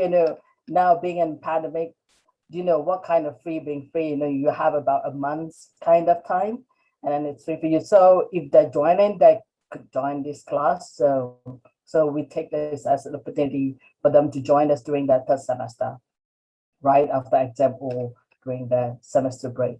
So the picture on the left is mainly during our physical program, which we have, we introduce ecosystems or conservations. Yeah. And this is how we pick topic selections. We define topics, what we want. In this case, because we are catered for undergraduate students, it ought to be general, but how general should be general, and how specific should be specific, it could be. And then in our case, when we pick topics of units, we wanted to have a use, what kind of thing that appear to use, to feel your 3rd semester, for you to would like to be joining in. So one of those ideas that we have is self-help kind of thing. And also an idea for nurturing the leaderships. So in this case, we pick a topics of leaderships, and we want to say that all our students have this various perspective on leaderships. And that in this case, we have series of different types of leaders or being invited to our program. And we know that Dr. Brian is one of the speakers that we invited to this program, and we have not just our, our local, within UKM lectures, but also invite partners and friends from outside. And what is possible theme that you could bring in? So next year you will not be the same for the students. So there's a different team. So various team of leadership could be put in, but not too much because that, I'll see you later how. And we also think about synchronous and asynchronous way of doing it. In this case, because all the lectures is more like, they are giving a talk. So we love to have them synchronous so the student can communicate directly with them. So they can ask questions immediately. But, some of those things are also asynchronous because, for example, the Brian already posted in some of the programs that they have to answer and then discuss about it during the class. So that also includes several tasks and assignments that were given to them. Now, how do we link it to the topics that we selected? The picture here is that, when you look at it the first day, this is second day lecture. Most of the students, they don't have background, they don't bother, some don't switch their camera, but the second time they have their background, but some not be able to do so because this is a flexibility that we ought to have in here. Some of your student doesn't be able to on the camera because of their locations or their internet connections. That brings us to the third topics, in which is we are bringing on, sorry, this is not the fourth, I guess. This is university lectures and partner. Being a university of multidisciplinary, we would like to highlight our scholar in our university. So the topic must be, having this scholar to be part of this topic that we pick. So in this case, we have approximately 4 or 5 our lecturers to be part of it, our prominence lecturers share in these topics that we selected.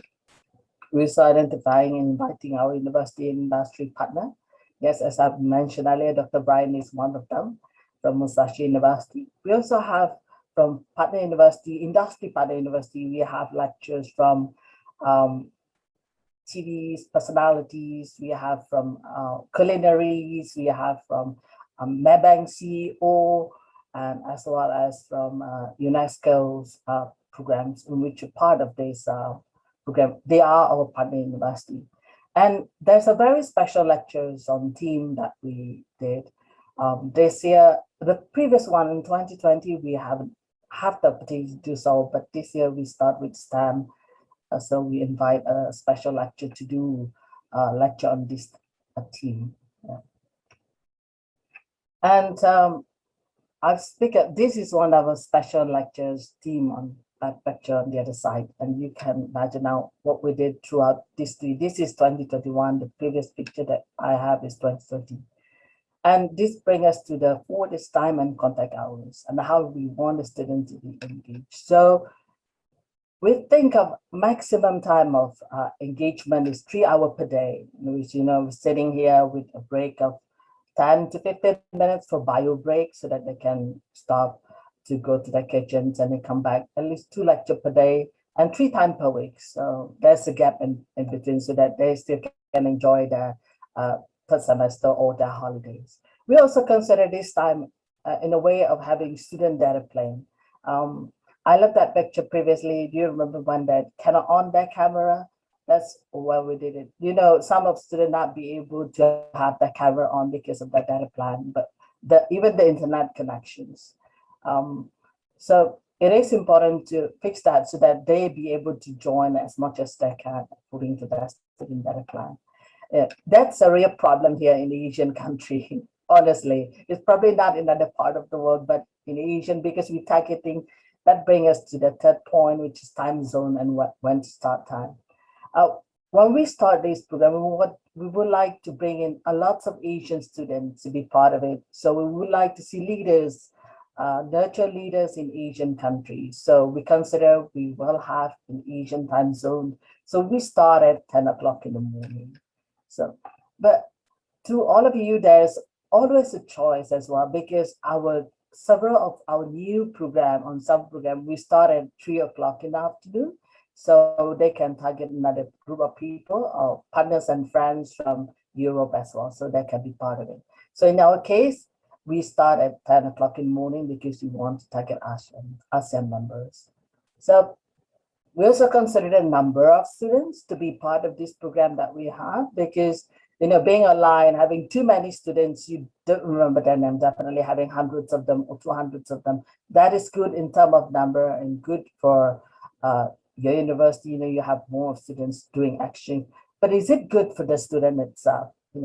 We would like to see the maximum number of students within a group of between 8 is the most, or 6 is the I think that's the best for them, because they can do discussions and we also can have a close contact with them. And then, not in terms of physical, but because you can discuss them with them in a small group.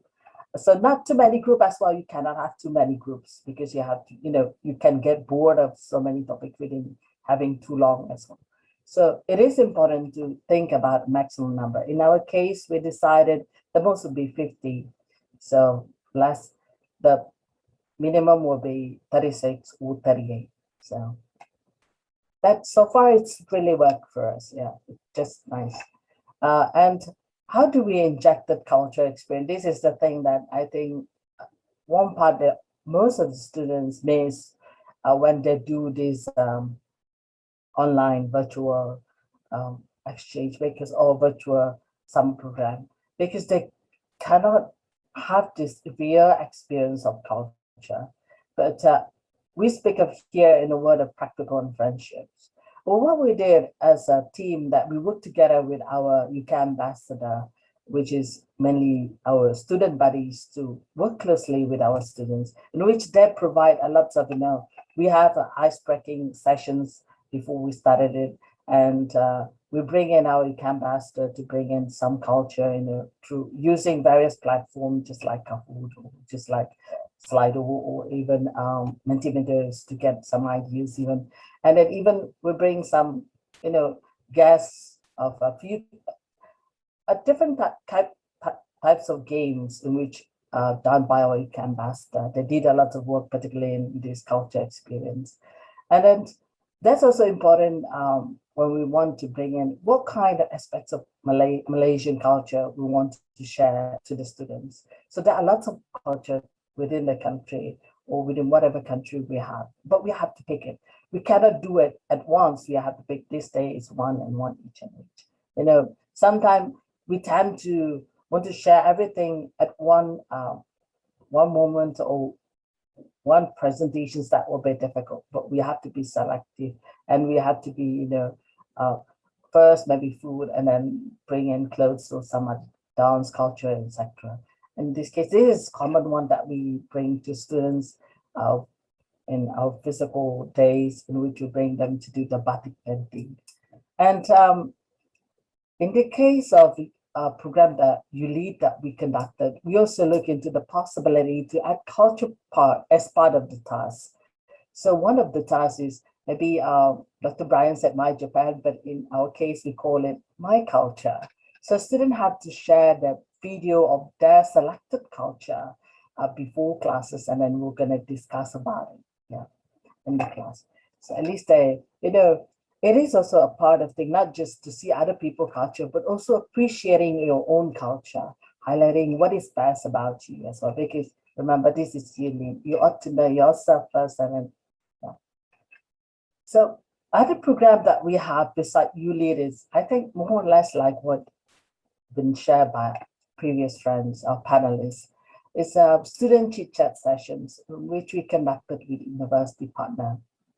More like we introduce it to our students so that they have a chit-chat sessions with our partner university. In case we have partners from University of Muhammadiyah in Jakarta and Erlangga in Indonesia. We also have a specific program called Celebrate Diversity with Technological de Monterrey, Mexico, and even the Sofia online summer program with partners from Japan. So this is very short program that we have. We call it student chit-chat sessions.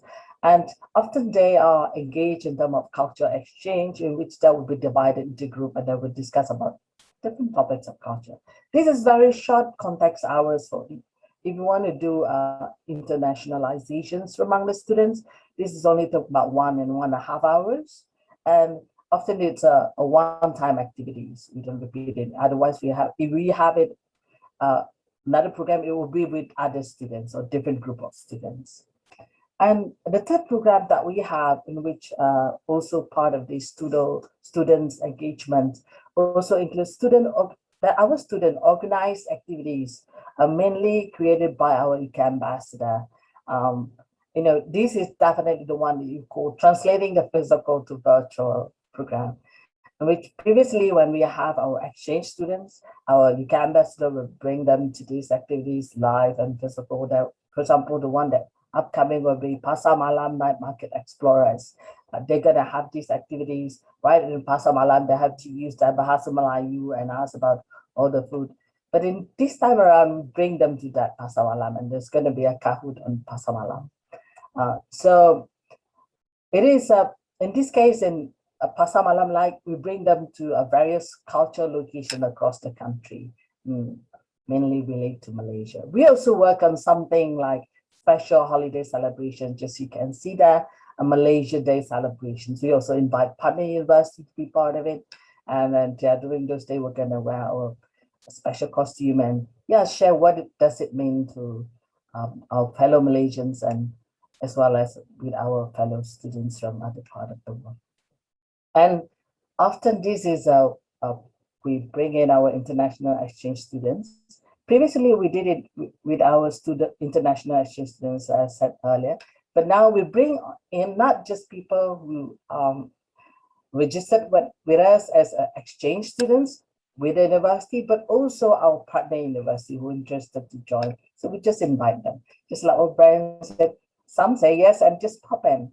And I think so far we have more than I think 10 program, and then it's always had so many students, thanks our partners and friends from across the world, particularly Philippines, Indonesia, Brunei, and even Japan to join in this program. And I think it brings us to concluding remark. So I realized that impactful virtual program is very crucial. In this case, when we bring in impactful, not just you just say hi and who, but a very sensitive contents are very important. In this case, we bring in a self-improvement for the user itself. And definitely it offers friendship and networking globally to our students. And I think that enlarge their territories and friendship.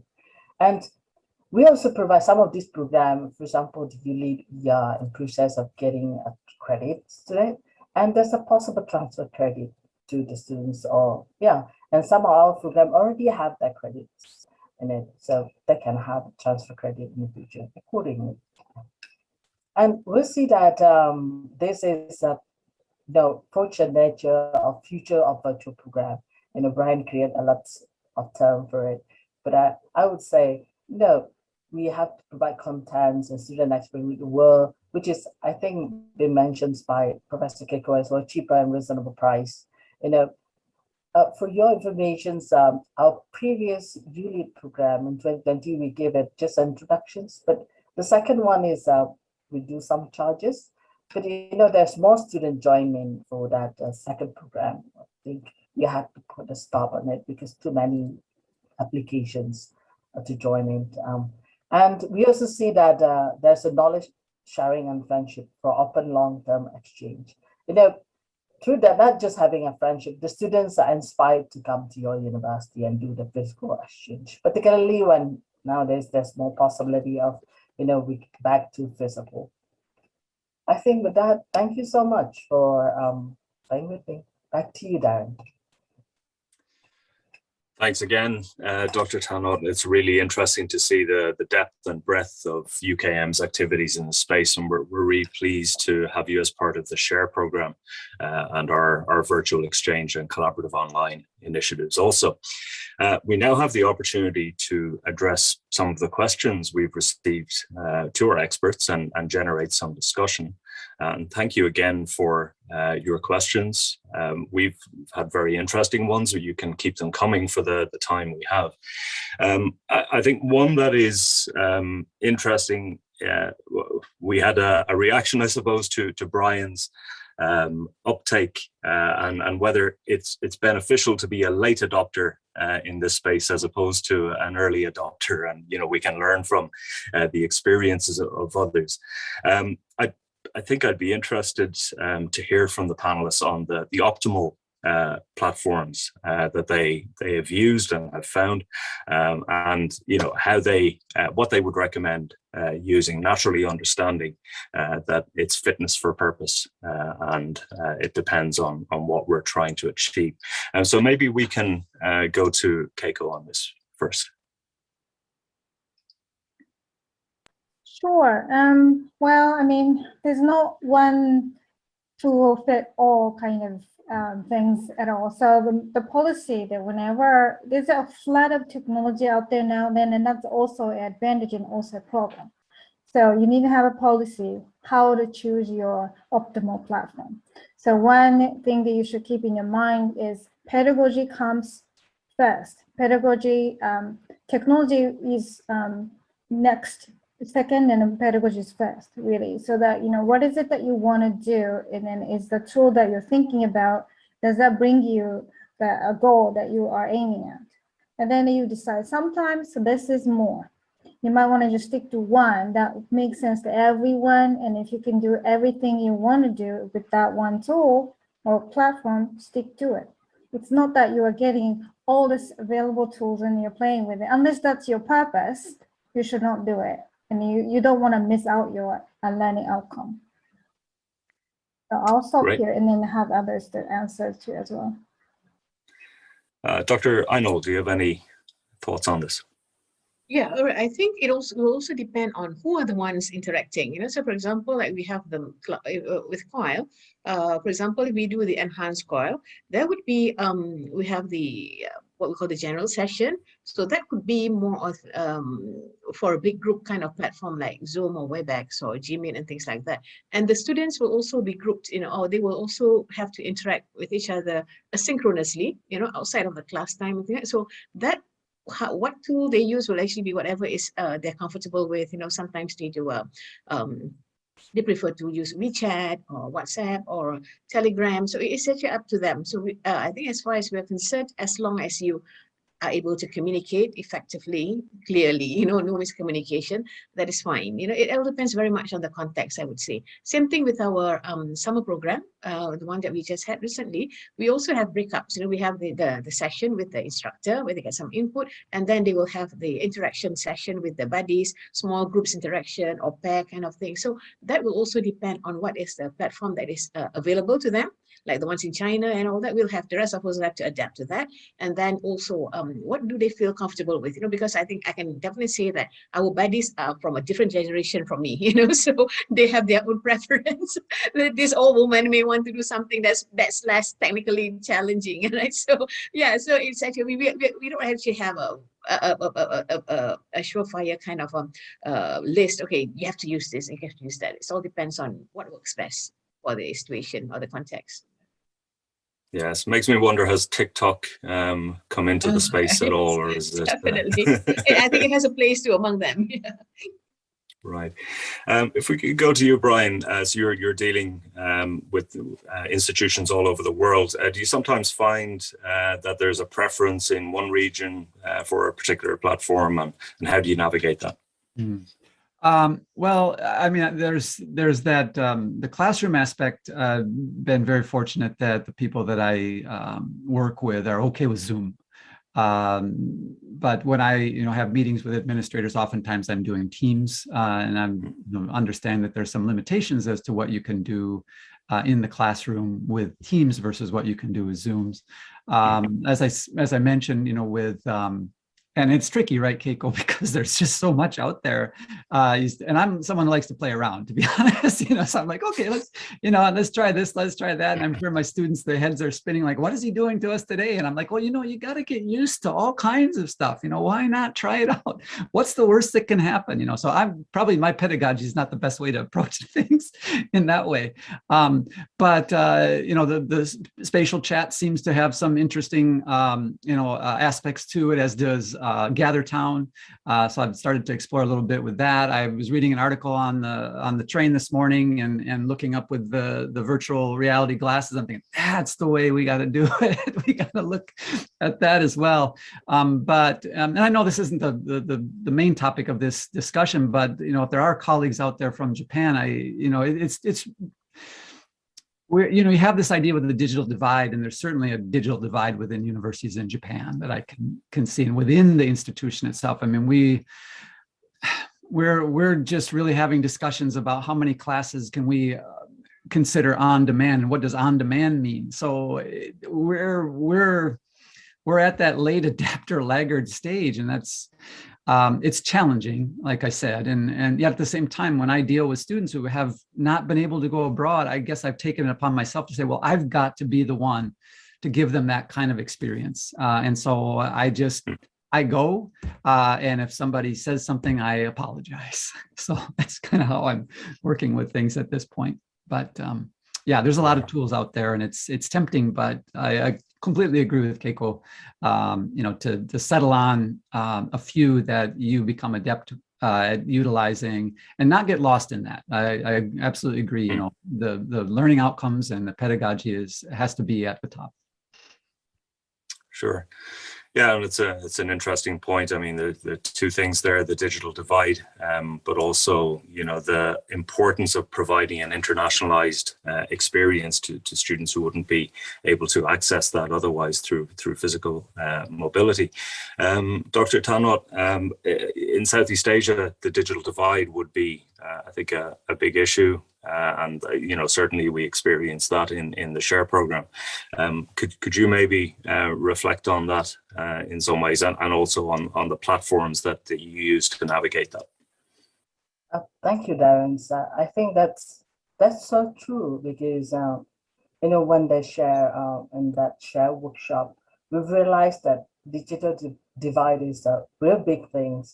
And we really experience it in our program, having some of our students not be able to join in, and then, kind of like in and out of the systems,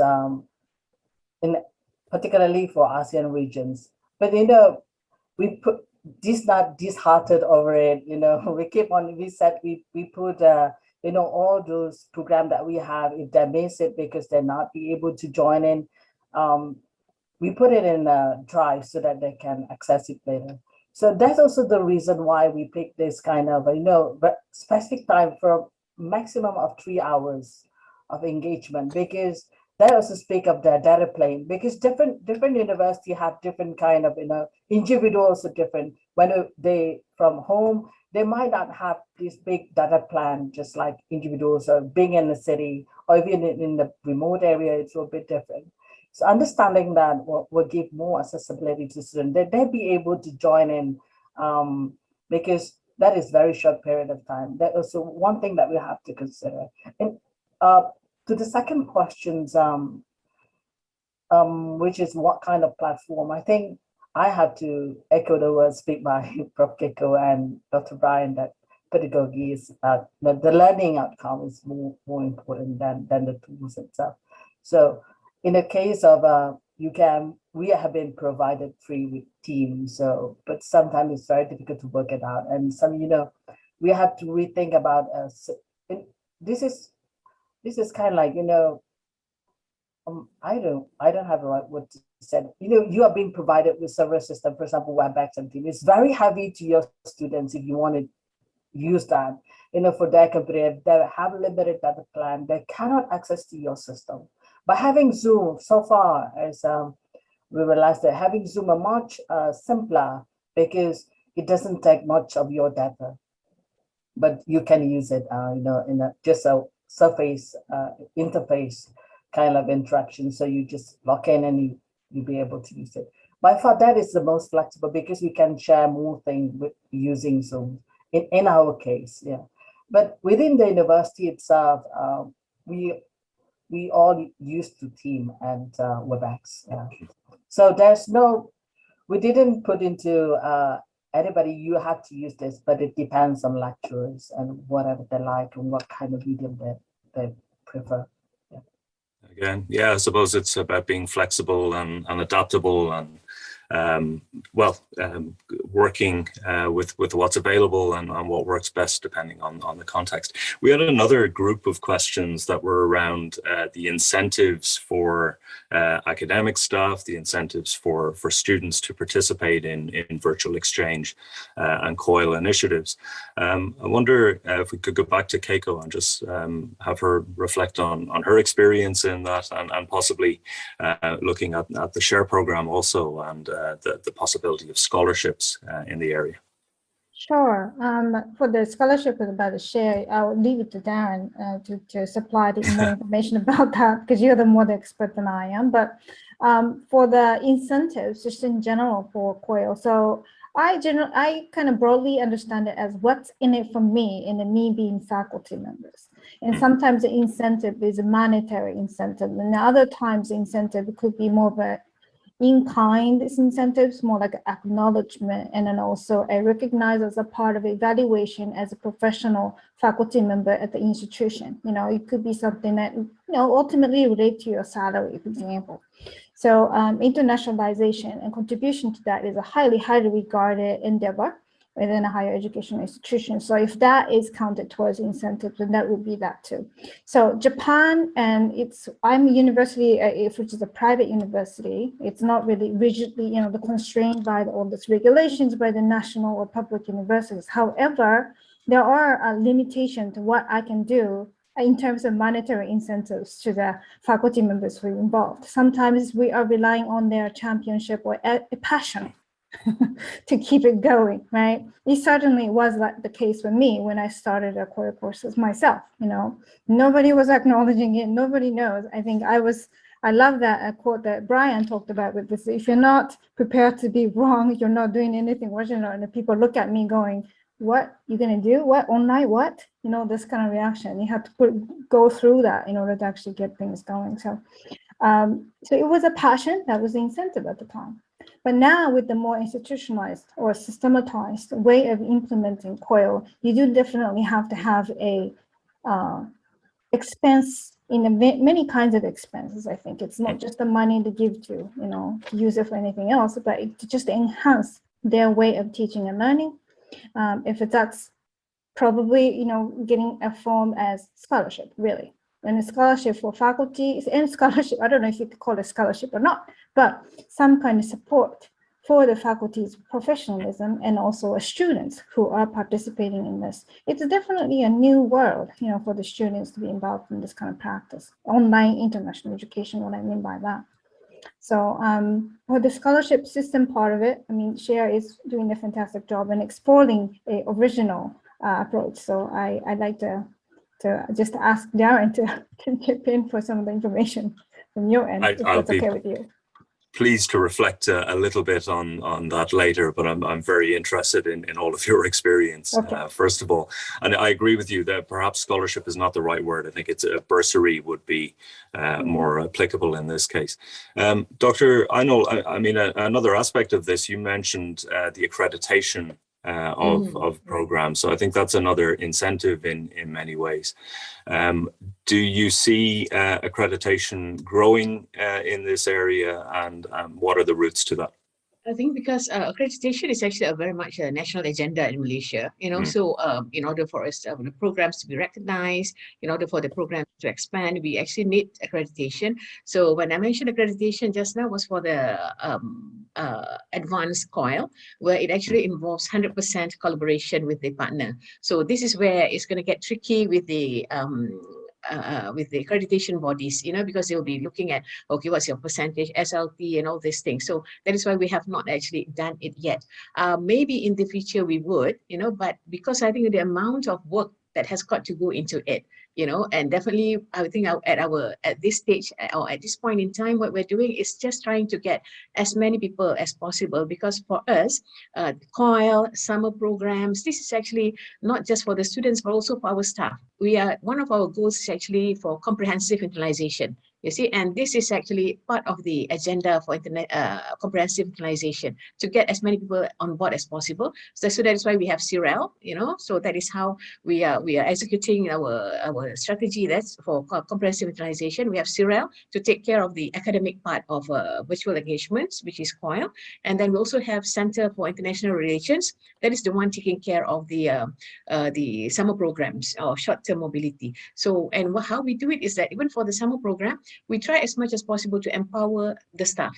So there is no scholarship, no money at this point in time. There's no monetary rewards yet. More of like recognition, acknowledgement, you know, which faculty has the most number of summer programs offered and things like that. So for summer program, we have each of the faculties, they do have what we call the internalization coordinator. So this coordinator is the one who will try to, as much as possible, to generate as many initiatives as possible for the faculty. And they are actually managed by the Center for International Relations. So the coordinators are the ones, you know, who will get together with other members of the faculty to come up with programs like I listed just now, some of the programs, for example, like the network,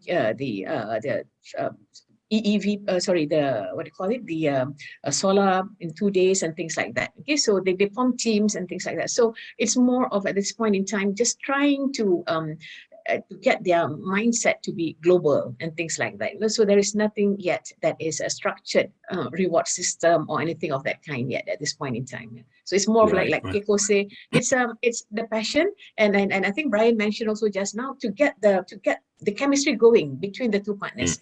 This is what that will sustain the relationship. You know, it's not just the academic, you know, having PhDs and things like that. No, it's more of like that human chemistry thing, you know, to get it going, kind of thing, and to sustain the long term relationship of the initiatives. Yeah. Yeah, and I think that was very much a feature of early physical mobility. If we look at the Erasmus program, we needed to reach a critical mass before the architecture came in to support it. Staying with this idea of credit and accreditation, Brian, have you seen much in the way of digital credentials or micro-credentials coming into the space? That was my question actually for the other panelists. Right. Okay. Because I think that those those credentials, the badges, certainly are a way to go. That idea that we're trying to develop these sort of softer skills that don't always show up on a transcript. I mean, you take Japan International Society and it's a line, but what can you show a little more in depth to that? And so I'm Sure. very interested in, and certainly I think there are opportunities, and I have to admit I'm disconnected in many ways from some of the networks that go on. And so maybe in these networks, whether it's UMAP or the network that's been mentioned here, acronyms are floating in my head. I actually have a lecture coming up on all of the alphabet soup of international relations organizations in my next lecture here. So all of these things are floating around. But I wonder, that recognition, in particular if you have partners. I know the Deakin and my counterpart at Deakin, and I've talked about that, and certainly I've had conversations with colleagues that work at Fontes in the Netherlands, and how could we come up with something that our institutions can recognize, through these programs that we participate in, but also then, broadening it out to the greater networks, whether it is UMAP or, ICEP or, again, the network that you're working within to get that recognition for the students, most importantly. Sure. Yeah. So I have that same question. Fantastic. Okay. Dr. Tanot, do you see we'll ever have a full Coil or full virtual exchange degree, fully accredited and awarded? Wow. Darren, that's a big thing to think of. But I think in the case of UKM, we already started here in the region. For example, AUN, we have this credit, online digital transfer credit credentials, which is under that groups of member AUN. We already did it, but not very much. Some universities still adapt to it, but most university, already in it. So I think as a university, we are moving toward it in the future.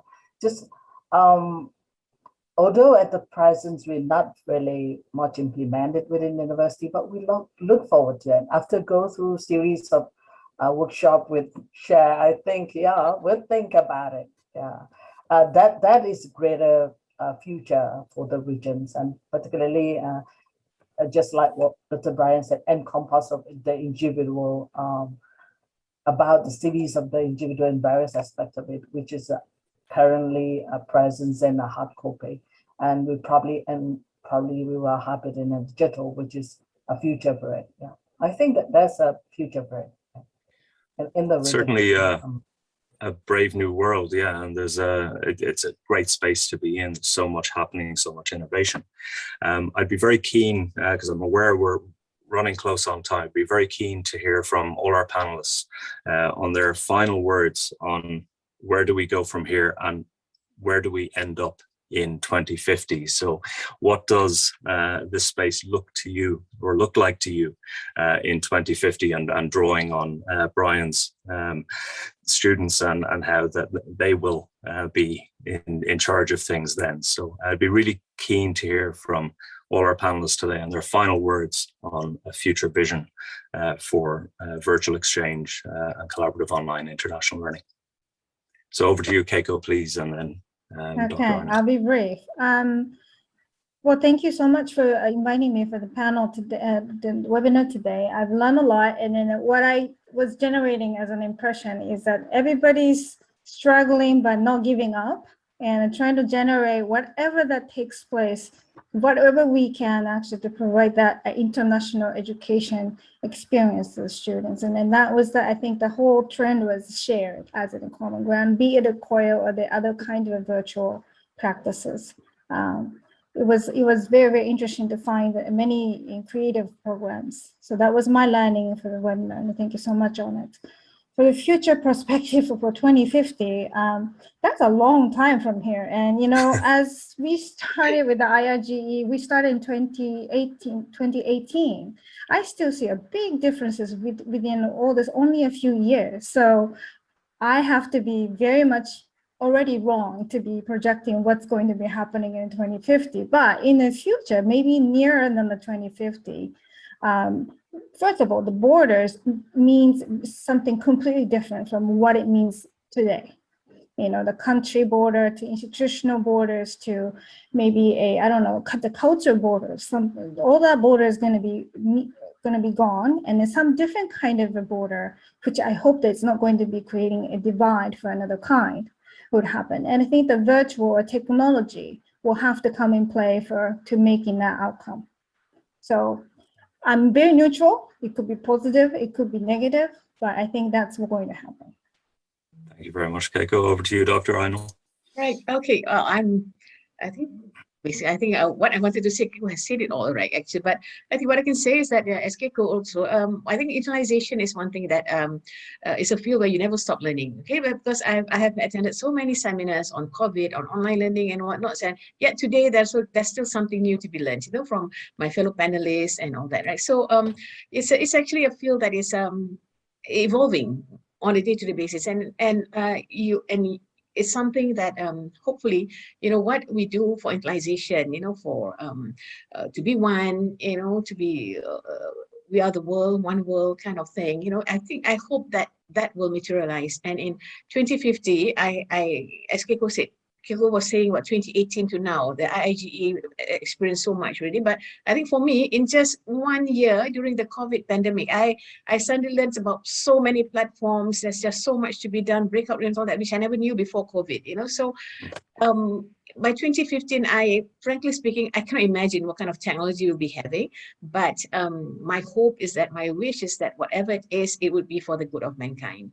And I think that is what we do, that we strive to do on a daily basis as being international educators. Thank you. Certainly for a better world. Brian? Thank you.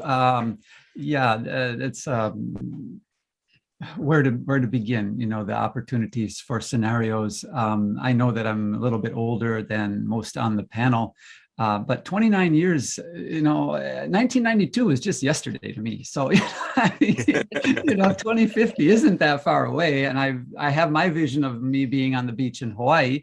But, you know, as far as the students go, I guess the main thing is to, you know, encourage them to develop, you know, those possibilities. those preferred ways in which they see, but then come together and collaborate. And I think most importantly, one of the things that I'd like all of us to remember is, when we're sitting down and talking about this, looking around and saying, who's not in the room? And I think that this is one of the major mistakes that many universities are making. They're not talking to students at all, and to me, it's a no-brainer that they are the ones. They are going to be the alumni. They are the ones who are going to be the parental figure. They're going to be the ones that's sending students. Not the board of directors who are 20 years plus older than me, and so on. So I would just want to see a larger conversation within all institutions that incorporate a greater variety of voices, so that we can hopefully come to some common understanding of what the university experience might be. Absolutely. So thank you again for everybody today. I appreciated it. Thank you very much. And Dr. Thanos. Thanks, Darren. I think I wish I could imagine things different, but as I've observed that this is probably personal observations, but technology might, we still love physical, and probably virtual still stay in upcoming, but I see that the depth of technology will be different in the future. You probably have variety, but we also eliminate those who are obsolete, and we will look for more, I think, holistic kind of digital or online platform. I think, I'm not sure Zoom still available or not by that time, but probably we have different names for it. Yeah, or virtual reality be part of it, more to it in the future. But I would say there's not much changes from this, but more deepened. I think more meaningful, or people created things, and how learning is more interactive in a way.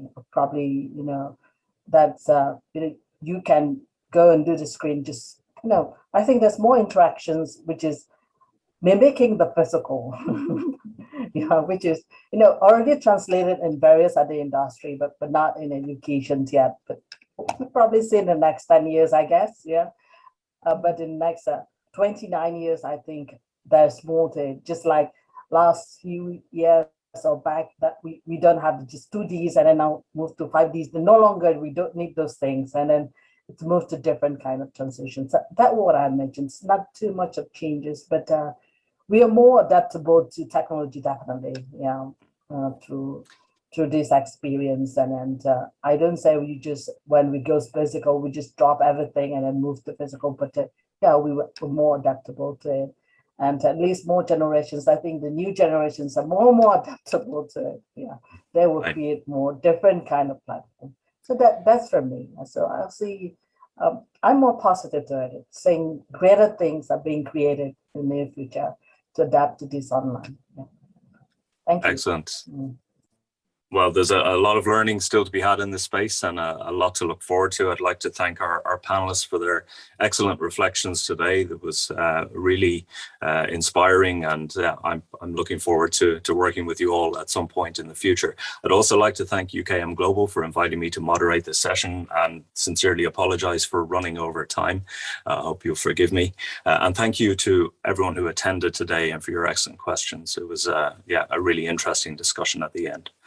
And with that, I'll hand back to Harfiz, and thank you all very much. Thank you, Darren. Thank you, Darren McNevin, for that such an awesome moderator. Yes, he is like 8 hours behind us, and he's still like so very agentic here. All right, to all our respected panelists, we truly appreciate your valuable, insightful sharing and support to our webinar. Yes, this pandemic really disrupted this internationalization mission and vision.